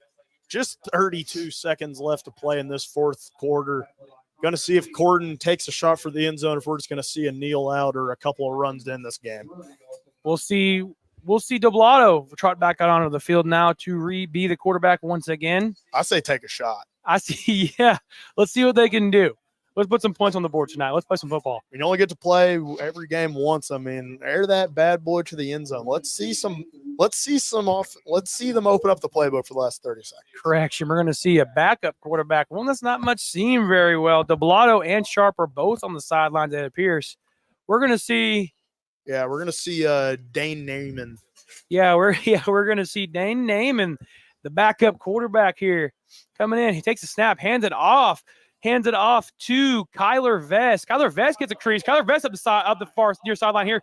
Ooh, man, he gets hit hard by Reese Weiniger, wrapped around, spun, and dropped. Yeah, Reese Weiniger to save the touchdown on that play. I mean, he had a lot of room. He had Reese Weiniger and Colin Jones to beat. Reese Weiniger ends up getting the tackle there. Colin Jones isn't going to get involved on that play. That'll be the final snap of tonight's game. We will see the Musketeers take an astounding W here in Corydon Central, 41-14. Musketeers prosper. Yeah, the Musketeers are going to be taking a very long bus drive home tonight, and I think they would rather be doing it happy like they will be tonight rather than following a defeat tonight. We're going to take a quick break. We'll come back for a post-game stats here. Not stats, but post-game. Do you ever wonder what it would be like to live without hip or knee pain? Schneck Orthopedics and Sports Medicine's new procedure makes it easier than you think. We're proud to be one of the first in the region to offer Mako robotic arm-assisted joint replacement surgery. This latest advancement transforms the way joint replacements are performed. Mako allows your surgeon to provide you with a personalized surgical experience based on your specific diagnosis and anatomy. This means less soft tissue damage and greater bone preservation, less blood loss, less pain, fewer days in the hospital, and faster recovery. Taking a walk, riding a bike, and playing with your grandchildren. These are just a few of the simple joy in life. But for those with bone and joint pain, these simple joys are often too painful or unbearable to truly enjoy. With Mako robotic arm-assisted surgery at Schneck, you can get back to the activities you enjoy. Learn more at schneckortho.com. We're back here in Corydon with our post-game show with the Musketeers prospering over the Corydon Central Panthers 41-14, making their record now 2-3. Yeah, big game for the Musketeers tonight. Huge game to get them back in the win column. It had been a couple of weeks here. Great game for the Musketeers. And I know that we're done here tonight, but don't go anywhere this weekend. Stay here with WSLM. If you're an early bird, we got Indiana Outdoors at 5 a.m. tomorrow. If you're not up quite that early, we got Indiana versus Louisville up in Indianapolis at noon on WSLM 97.9. We got the Reds at the Mets at 7 o'clock on 12:20. That's going to be a good game. Some playoff implication for the Reds. If you want to see your Reds get into the playoffs, come listen here on WSLM. And then to finish off the night, we got Syracuse at Purdue, 7:30, 97.9 WSLM. And then on Sunday, the NFL is back officially last week. We got the Colts at the Texans at 1 o'clock on WSLM 97.9. And then the Reds at the Mets, 1:40 at 12:20 on 12:20. To wrap up a few stuff here tonight, Beach, we saw a lot of great things from both sides of the ball tonight, especially in the first half for the Panthers, but even greater second half for the Musketeers, able to shut out the Panthers. Yeah, I'm not sure if Eastern expected Corydon to be able to throw out those punches like they did in the first half. I mean, Corydon held their own for the greater part of the first half. And, I mean, it just kind of started falling apart for them. It started trickling away quite a bit for the Panthers as they started the second half, opening up the second half with a touchdown for the Musketeers, really setting them up for a great second half, putting up 3 scores. Yeah, the mistakes started to really trickle up and add up for the Panthers. Can't really win a game making as many mistakes as that. They had that first drive that was just a 3-and-out, and then following that, they just had an offensive explosion for back-to-back drives. They just couldn't really cap it off and keep that going for the whole game. No, they really couldn't. It really hurt the Panthers when they had those turnover on downs a few times late in the second half here, shooting themself in the foot, really making it hard for them to prosper on anything that they wanted to do. Bringing in different players, throwing that interception, coming the other way with Chandler Dukes coming the other way with the Musketeer lead blockers. Yeah, I mean, this game had been over for a very long time, and I mean, who would have thought it would have went back to the Eastern taking the lead 21-14? I mean, Corydon never could really find that counter punch. Eastern took some punches early to this Corydon team.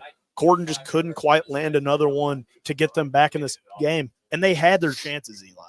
They sure did. They had a lot of chances, actually. They had a lot of possessions, about as much as the Musketeers did. We made a key before the game. They need to possess the ball more. They possessed the ball quite a bit of time tonight. They just could not get things put together. They just couldn't get the long back-breaking drives that Eastern did. I mean, part of football is it is a game of yards. It's a game of inches sometimes, and you've got to be able to wear out the other team by having a nice long drive. They did not wear out the other team at all. The Panthers in the second half were on their heels the whole time. It really hurt them quite a bit as they play both sides of the ball. Most of their players do, on their heels the whole night, holding their hips, dragging their heads. Yeah, and then hitting back on the flip side, this might be one of the better Eastern games we've seen here in a while.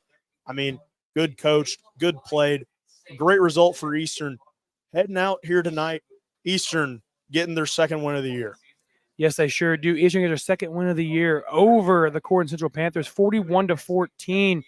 The Panthers moved 0-5 on the season now after this loss tonight. Next week, the Eastern Pekin will stay at home against North Harrison Cougars, a cross-county rival for the Panthers tonight, and they'll head there as a huge North Harrison team, the leading conference contender right now. Big favorites for North Harrison next week. Comes in to Pekin to play Eastern next Friday night at 7 o'clock.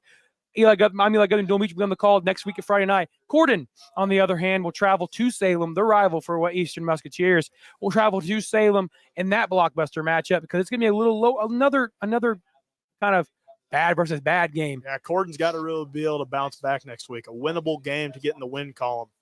Because Salem is now unwinnable as well with Corydon, both 0-5 as of tonight. We will see who will prosper into the one win section here for a record, and who will stay 0-6. We thank you for joining us tonight. I'm Eli Guthrie, along with my partner Dylan Beach. We're on the call live on WSLM 1220 AM, Facebook, Twitter, and YouTube. We thank you for joining us.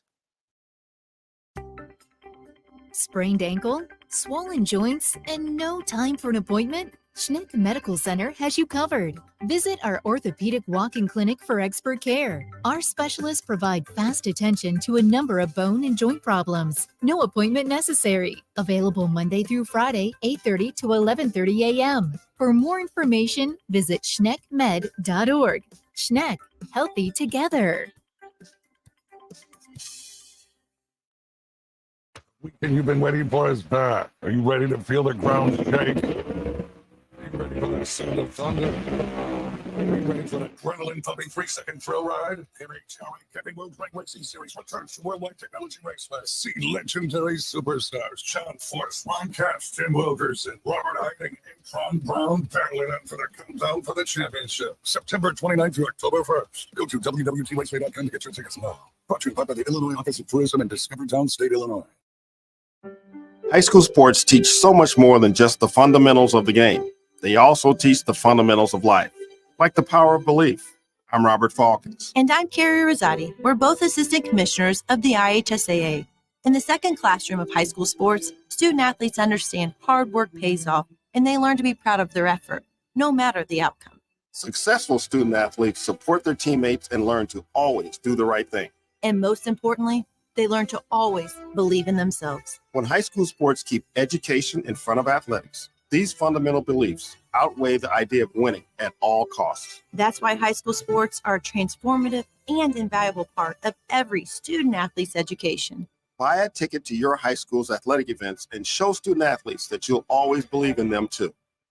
This is the power of belief. This is the power of high school sports. This is your IHSAA. Things change. Insurance should too. Jason can help to see if you're covered for life's constant changes. Call Jason Petmeyer, your Washington County agent, at 812-883-2995 or visit infarmbureau.com.